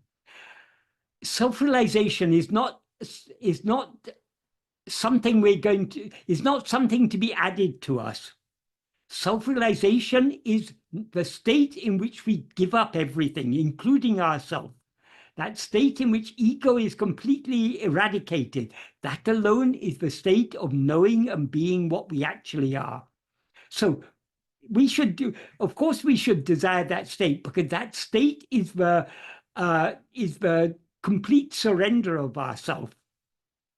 So, so long as we rise as ego, we will have desire. So let's desire nothing else than the state of complete surrender. If we don't desire this, we'll be desiring so many other things. But truly speaking, desire is for anything other than ourself. Though we can metaphorically refer to this as desire, it's actually not desire, it's love. It's the love to know and to be what we actually are. And we can't call it desire because desire is about acquiring something. You can desire something other than yourself because you want to acquire it. But how can you desire yourself because you're already yourself? We just have to be what we actually are. And for that, all-consuming love is necessary. And if we want to call that love desire, fine, we'll call it desire. But it's actually, it's the very antithesis of desire. But many people think self-realization is some wonderful state that they're going to acquire. So it's something that is going to be added to them. But self-realization is not something that is added to us. When everything is taken away, what remains, that is ourself. That is self-realization. That's why Bhagavan said, if jnana were a new knowledge to be acquired, whatever is newly acquired will be lost one day. But jnana is our own reality. We are already that jnana. All we need to do is give up everything else, and then the jnana alone will remain. And we can give up everything else by giving up ego. We can give up ego only by clinging to our being and thereby ceasing to rise as ego. The next question is, can we say that ego is the adjunct of pure awareness and the body is an adjunct of ego? Thank you. Not really. Adjunct means, in this context, means upadi. Upadi is something that one thing is mistaken to be. So when we mistake ourselves to be anything other than ourselves, the resultant experience of ourself is that which experiences itself as anything other than what it actually is. That is ego. So yeah, I think it doesn't, it's rather confusing to think of ego as an adjunct. Ego has no separate existence of its own. In verse 24, Bhagavan makes it very clear. He says, Jada udal nananadu, the insentient body does not say I. What he means by not say I, that's a metaphorical way of saying the body is not aware of itself as I. Body means all the five she's. Then they're all jada. They're not aware of anything. And then he says, Sat-chit udiyadu. Sat-chit does not rise. Sat-chit is the pure being awareness. That's what we actually are. But in between, one thing, I, rises as the extent of a body. Since it rises, it's not Sat-chit.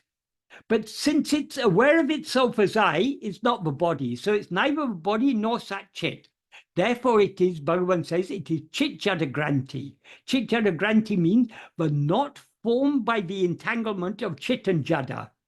Of course, Chit is never actually entangled, but in the view of ego, we as awareness mistake ourselves to be the Jada body.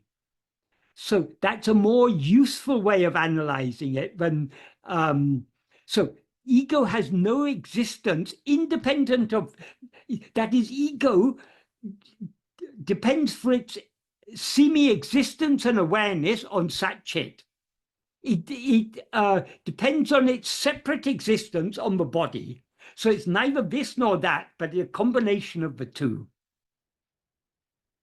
For pure awareness, there are no upadis, because in the view of pure awareness, there's nothing other than itself. So pure awareness never takes itself to be ego. Pure awareness knows itself just as I am. What What experiences itself as ego is only ego, which is neither Satchit nor the body. I hope that's a clear answer to that question. The next question is, during the process of self-investigation, we need to direct our attention to ourself, the awareness that is now aware of this body as ourself and everything else. However, is there any involvement or intervention of any of the 5 sheets during self-investigation? Bhagavan says in Vichara Sangraham, quotation marks, making the corpse body remain as a corpse and not even uttering the word I, one should inquire keenly thus, now what is it that rises as I? And this is the end of the quotation marks. He doesn't actually say what is it that rises as I. He says what is it that shines as I. And he seems to apply that all the 5 sheets are to be discarded as not I, and therefore should not be attended to. However, do we need our intellect and will to be self-attentive, so long as we, as ego, are inevitably mixed with the body that we take to be ourself? In a sense, we are using the intellect to distinguish ourselves from everything else. That is the viveka. And obviously our will is in, without the love to attend to ourselves, we won't attend to ourselves. We can sometimes confuse ourselves by trying to overthink these things. All that is necessary is that we attend to ourselves. So what's actually involved in self-attentiveness is only us attending to ourselves. Though we can say that the intellect and the will are involved, it's not. We need to leave everything behind in order to attend to ourselves. So we can, I don't know, I find there's certain ways of trying to analyze it, but that can actually lead to confusion. Self-attentiveness is something very, very simple. What is required is that we attend to ourselves. So if we of course we need love to attend to ourselves. Of course we need to have discrimination to attend to ourselves. But thinking of these in terms of involving the 5 sheaves is rather confusing the matter. We should try to keep our understanding as simple and as clear as possible. The next question is that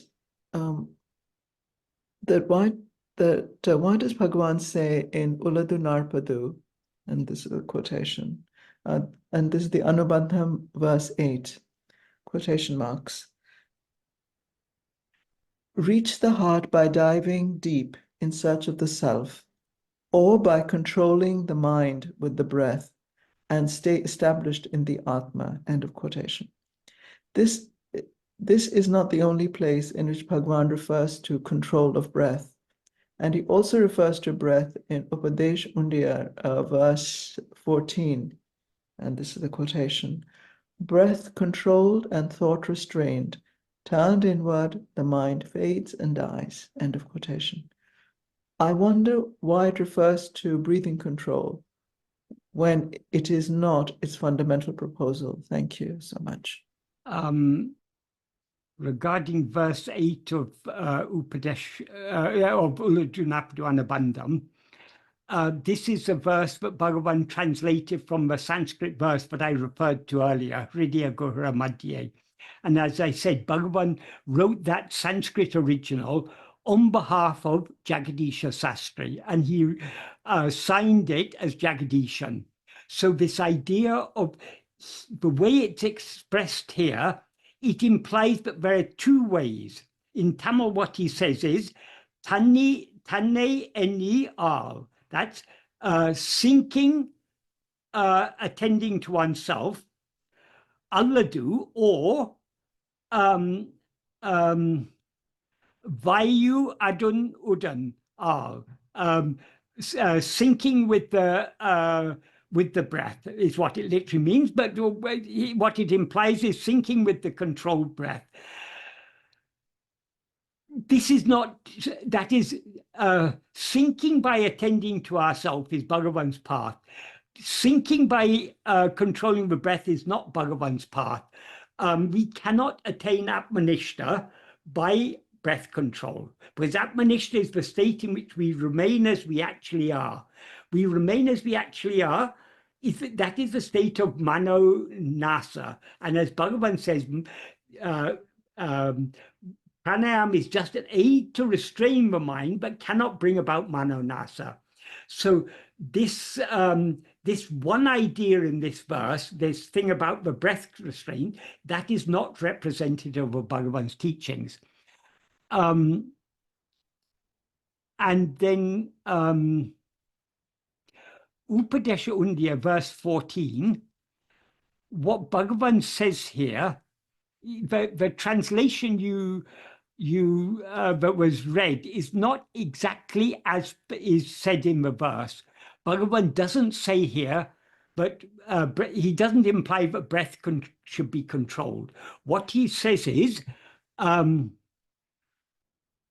Odaka valiye odungum ulate. That means the mind which will subside when the breath is, which will subside when the breath is restrained.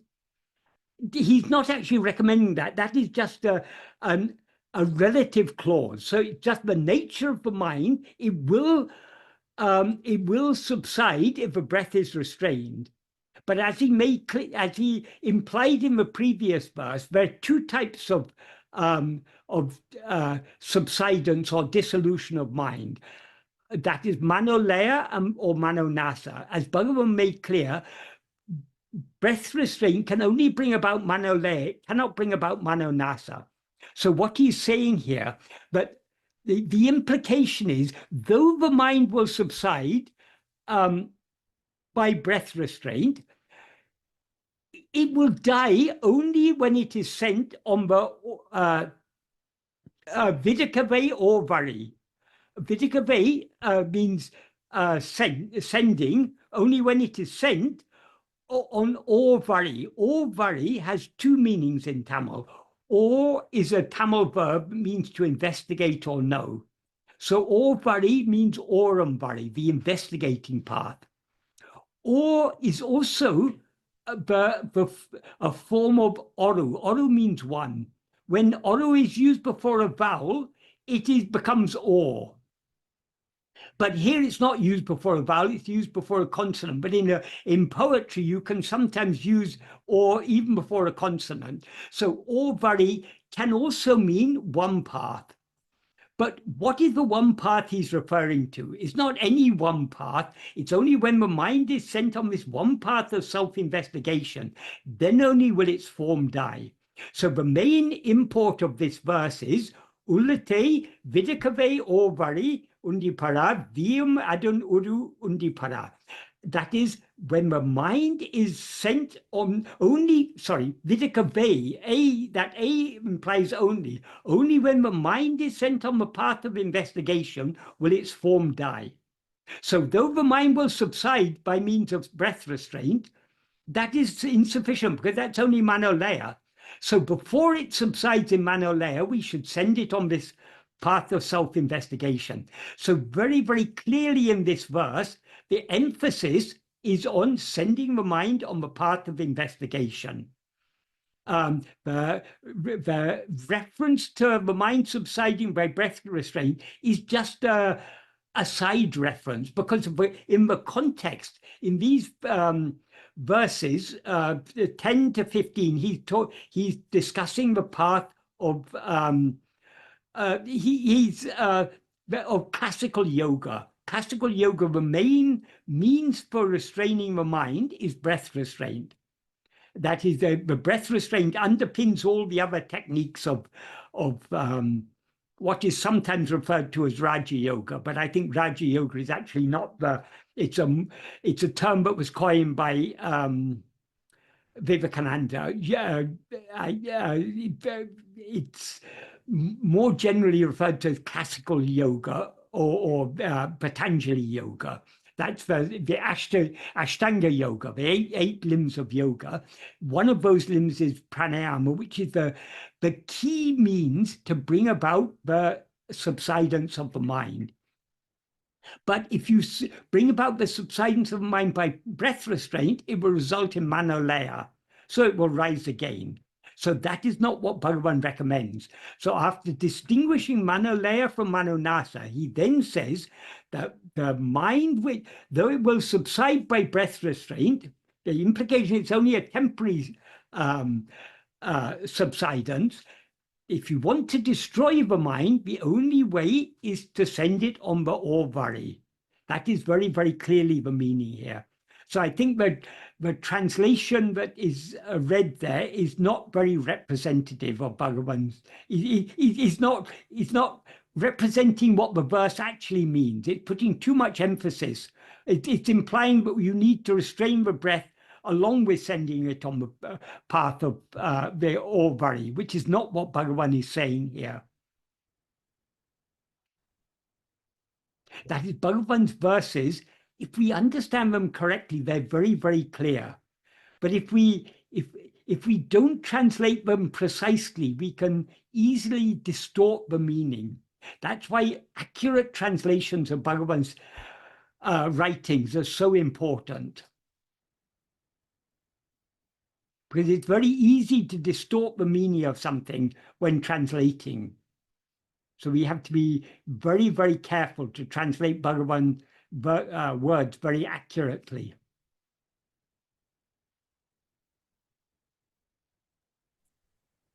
Yes, Michael, it Yes. was me that Yes. that asked. And well, I'm from Argentina. I don't speak so much English, but I have this work that I bought last year in Ramana. It's Okay. called Parayana, and it's Oh, right.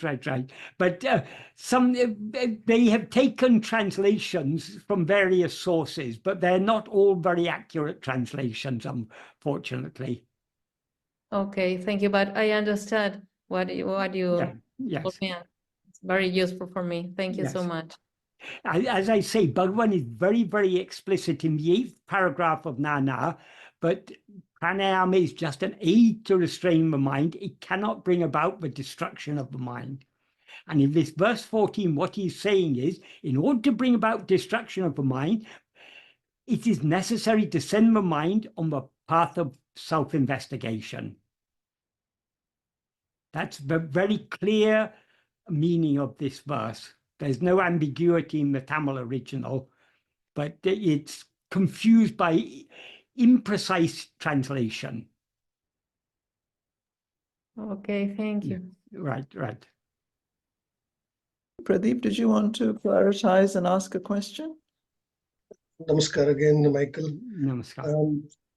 I wanted to understand when we are outside in the world, living, acting, doing our respective occupations, how are we to live in this world outside our sadhana, outside our practice of meditation?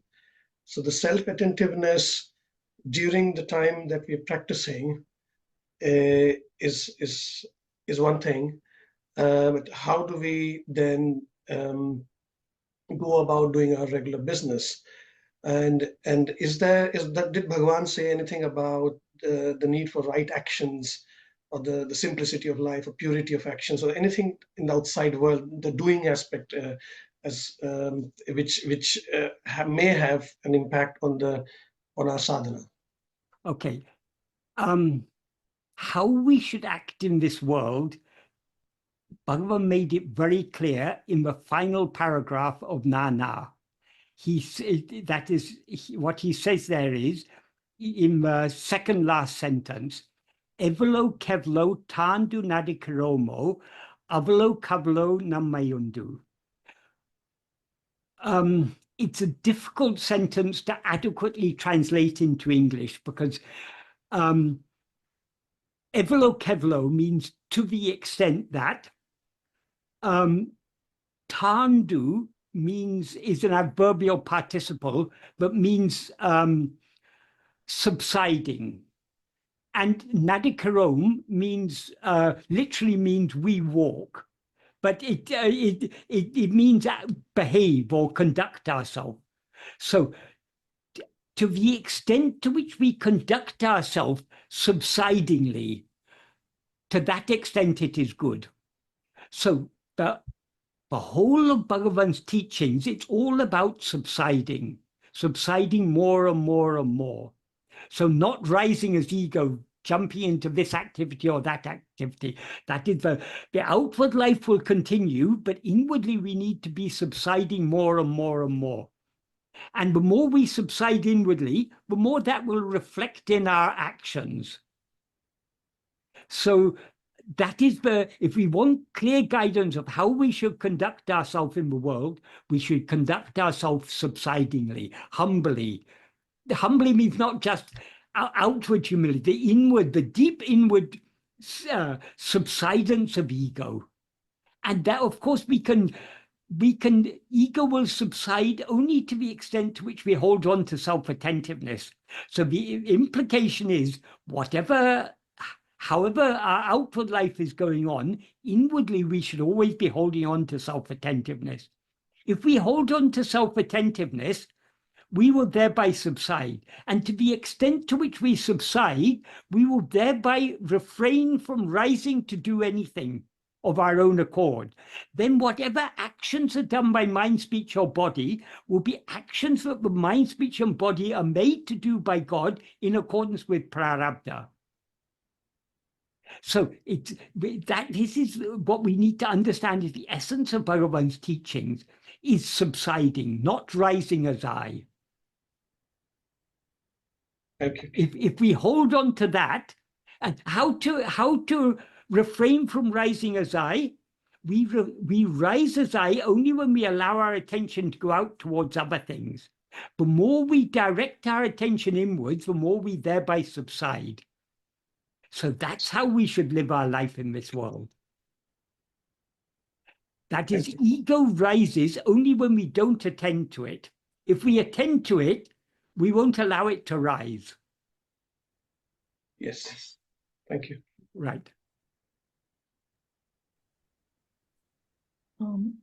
There are two questions here which have to do with the sort of changes which are undergone during self-attention, self-inquiry, and as one becomes a yogi, and you may want to answer them together. So one is, while practicing self-attention, as a byproduct, I noticed my breathing rate decreased to 3 to 4 times lower than the normal rate without any effort. I understand from Sadhu Om's observation that breathing slows down and at times stops, which is referred to as samadhi, I guess. I wonder if you have observed such a state of samadhi with Sadhu Om. Did Sadhu Om share any personal observations about Jivan Muktas being in samadhi, either from Bhagavan or Muruganar? And the second one, which is very similar, is, does the body go through physiological changes on this path? As I read that Bhagavan's body would shake due to the power of the self, and Ramakrishna and Krishnamurti both experience intense heat sensations prior to the dissolution. Bhagavan made clear that the only real samadhi is what he calls sahaja samadhi. Sahaja samadhi is the state in which we do not rise as ego. We cannot see from outward actions, that is other types of samadhi. If someone is in Kevala Nivikalpa samadhi, they will be not at all aware of their surroundings. That can be seen. But if someone is in sahaja samadhi, that means if they're abiding in their own being, outwardly their body will be continuing to act in accordance with the destiny of that body. So we cannot see these things from outwardly. And also we need not be concerned about these things. If we want to know what is the state of a Jiva Mukta, we have to be a Jiva Mukta. And to be a Jiva Mukta, we need to know ourselves as we actually are. So inquiring about the state of a jiva mukta is really not very helpful, because we are so long as we experience ourselves in bondage, the jiva mukta seems to be someone other than ourselves. So sometimes when people ask Bhagavan question, is such and such a person a jnani or not a jnani, are they jiva mukta or not? Bhagavan said, there's only one jnani, you are that, know yourself. So all these inquiries about others is really not very helpful. That was the first question. What was the other question, Shalini? Were there two? Yeah, there were related questions. One was the experience of the breath slowing down. Oh yeah, that happens naturally. But if we notice it, that means our attention has been diverted away from ourselves back towards the breath. So we should, our whole interest and attention should be on ourself alone. So if we're attending to ourselves keenly enough, the breath will naturally slow down, but we won't even notice it. If we notice it, that means our attention has got diverted away from ourselves towards the breath. Yes, and he simply asked, the question whether if you observed such a state of samadhi with Sadhu Om, and did Sadhu Om share any personal observations about Jivan Muktas being in samadhi, etc., and so on. Well, as I said, the samadhi that Bhagavan talked about, and the samadhi that is brought about by self-investigation, is sahaja samadhi. Sahaja samadhi is an internal state. It cannot be seen externally. So, yeah. And sorry. Yeah. And Sadhu Om never, Sadhu Om never made any claims about being a Jiva Mukta, because a Jiva Mukta will not say, I am a Jiva Mukta. Yes, he did indicate what that state is. It's a state in which, as Bhagavan also made clear, in that state, we, from the perspective of a Jiva Mukta, that is what is called Jiva Mukti is nothing but the state of pure awareness.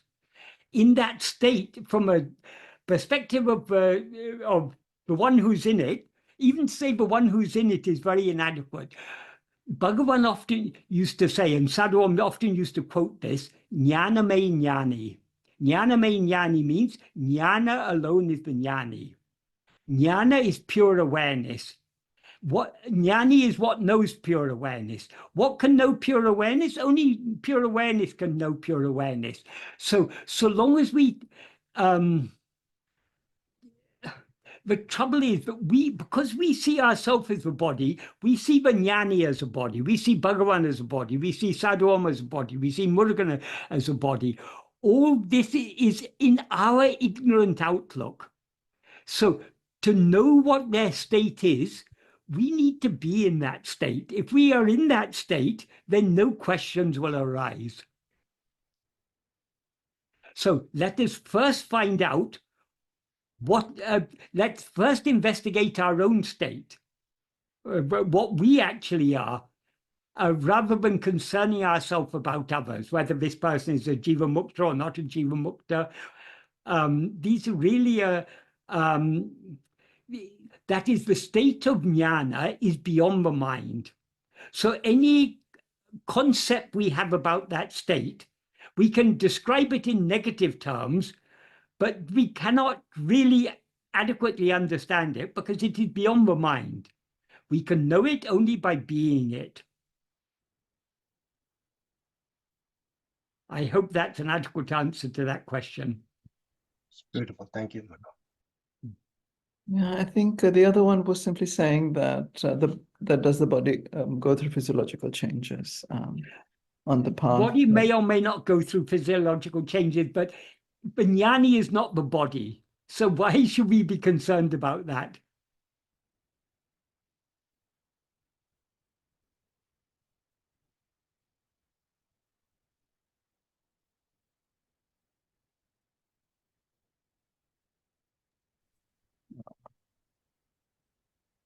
So the question is, as I feel more inner joy and freedom, there also seems to be more feeling of separation from people. For example, when I enter the church, I feel how those believers are judging me and do not accept me because of their morality.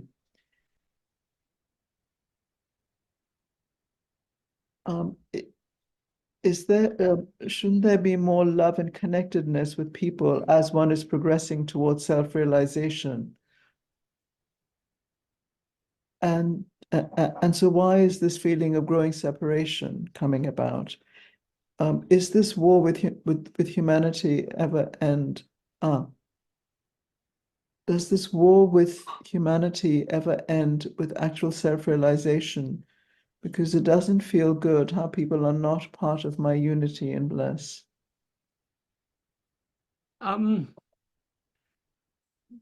If we are truly following this path, we are subsiding within more and more. We will not feel separate. But the illusion of separateness is dissolved to the extent to which we subside. So if we look outwards and we see people, there are people of all types in this world. It's we shouldn't expect to see perfection in the world. And in churches and mosques and synagogues and temples and gurudwaras and all these places,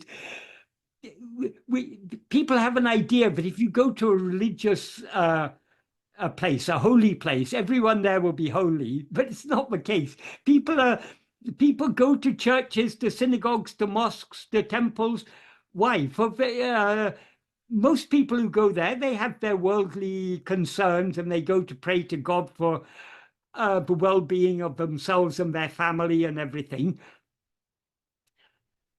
So we shouldn't expect to find perfection outside in people. We shouldn't even expect ourselves to be, that is the person we take ourselves, we shouldn't expect this person to be perfect. Perfection is our own real nature. So we need to, we can find perfection only by investigating ourselves and being what we actually are. The more we progress in this path, the more we will subside. The more we subside, the more these distinctions will dissolve. That is, yes, we still see differences so long as we're still on the path, but the differences and the separation seems less and less real. We'll be less and less concerned about other people or what other people think of us or any of these things, because our attention should be only on ourselves. So if we're feeling more and more separation, words are very difficult to. It's often very difficult to express things in words. So the more we separate ourselves from the person we seem to be, so inwardly we're separating ourselves, but outwardly the outward separation will be dissolving to the extent that this inward separation is that we are separating ourselves from what we are not. So but the more we separate ourselves from this person that we seem to be, the less we won't be concerned about what others are thinking about us. That is, in the world, there's so many people, everyone has their own opinion, their own view of things. So whether people, what other people think of us should not be our concern. Our concern should be on trying to know what we actually are.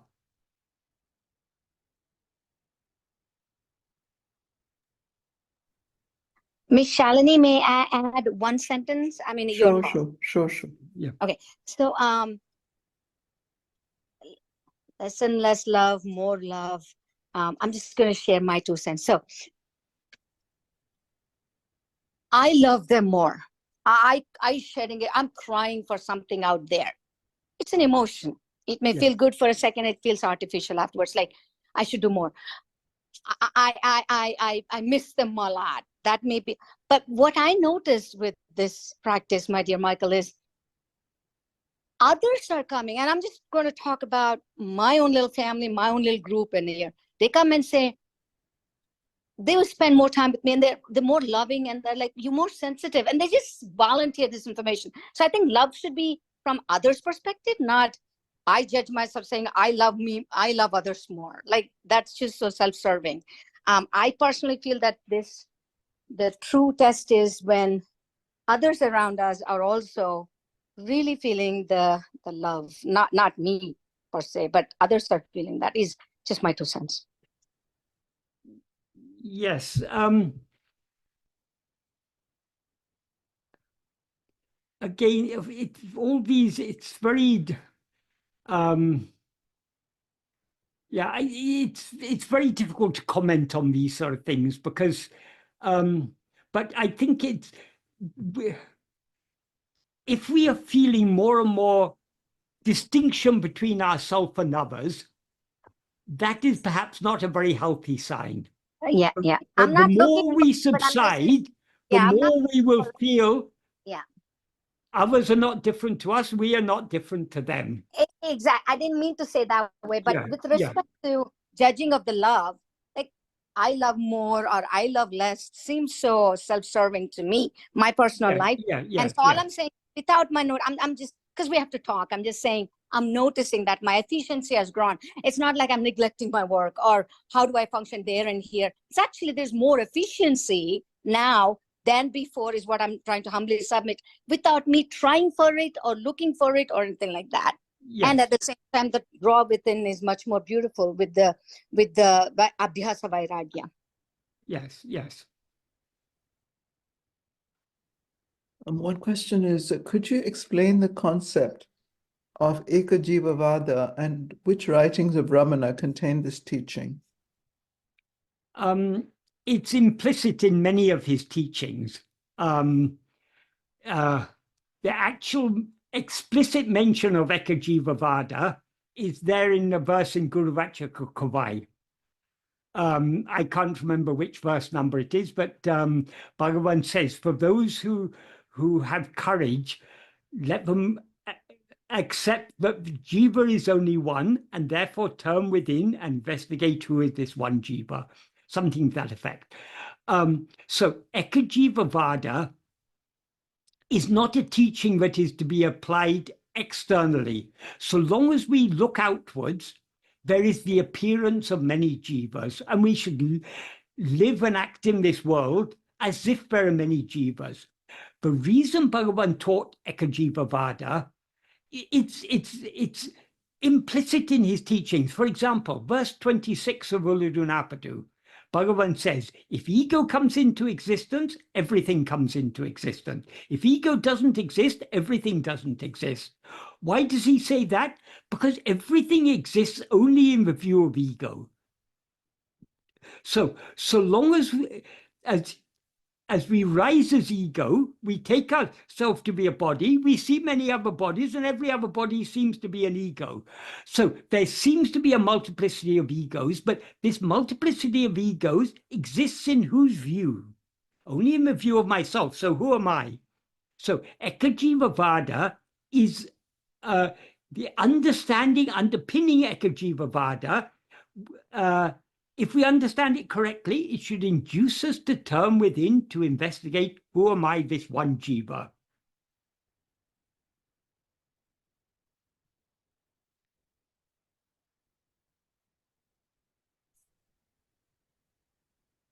Another question is, and it's thanking you for bringing Bhagwan's teachings to us and clarifying it.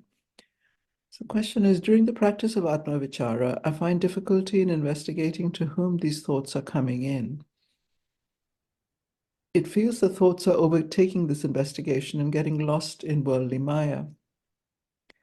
I am reminded again when I see Bhagwan's picture or listen to Bhagwan's teachings. Can you, however, give any pointers on how I can deepen my Atma-vichara practice? Om Namo Bhagavate Sri Ramana. Investigating to whom means turning our attention away from whatever appears back to ourself, the one to whom it appears. So however many thoughts arise doesn't matter. To whom do all these thoughts arise? That is what we need to investigate. In other words, we need to investigate ourselves. We need to turn our attention away from the thoughts back towards ourselves.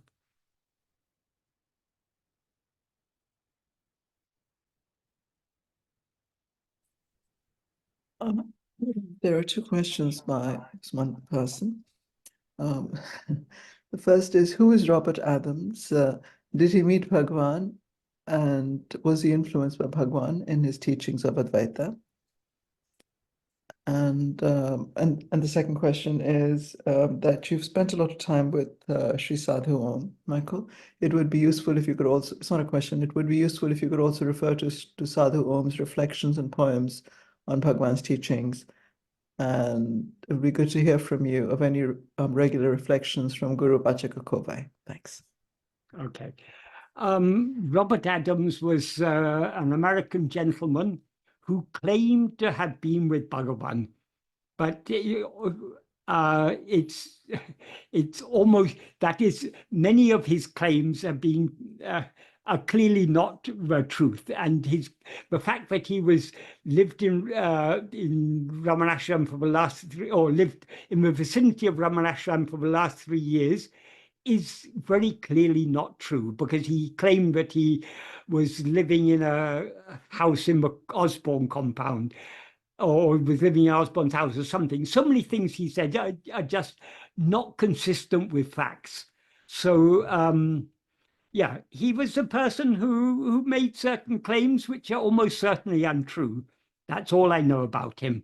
As for his teachings on Advaita, it seems that he plagiarized Bhagavan's teachings and made a bit of a mishmash of them and presented as if it was his own teachings. That's all I know about him. I don't know much about him, and I'm least concerned.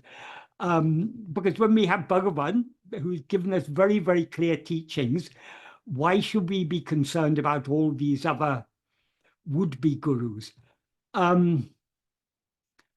Regarding Sadhu Om, he's composed thousands and thousands of verses and songs on Bhagavan, pouring out, expressing his love for Bhagavan and expressing Bhagavan's teachings. But it's very difficult to summarize all that in that. It's a very general question. If it was a more precise question, I could maybe try to answer it. Do you want to move on to the next question, Michael? Yes. Okay. So it says that on the 1st of September, 1896, Bhagavan physically arrived at Arunachala, never to move away ever again, symbolizing for our benefit what took place internally in Madurai in July that year. Tomorrow is the 128th anniversary of this auspicious day, and I'd like to request Michael to share his thoughts. This may be a good point, to share his thoughts. Just yesterday I was talking with a group in Hyderabad who were celebrating Bhagavan's Aradhana, and I was making this point that what happened on the 1st of September, Bhagavan coming to Tiruvannamalai physically, is an outward, we can say an outward representation of what happened on that day in Madurai. Because on that day in Madurai, in the middle of July, that was the ultimate homecoming. Bhagavan was returning to his source. Or even say Bhagavan, the ego that was aware of itself as I am Venkataraman, turned back within and merged back into its source. So that is the real homecoming. So this outward event of Bhagavan coming to Tiruvannamalai, that is on the physical level, representing what actually happened on 6 weeks earlier in Madurai. how did Bhagavan return to his return home? By turning his attention back within to investigate who am I. So if we want to understand that, we need to follow the path that Bhagavan has shown us, turn within and investigate ourselves. Ultimately, that's all that matters.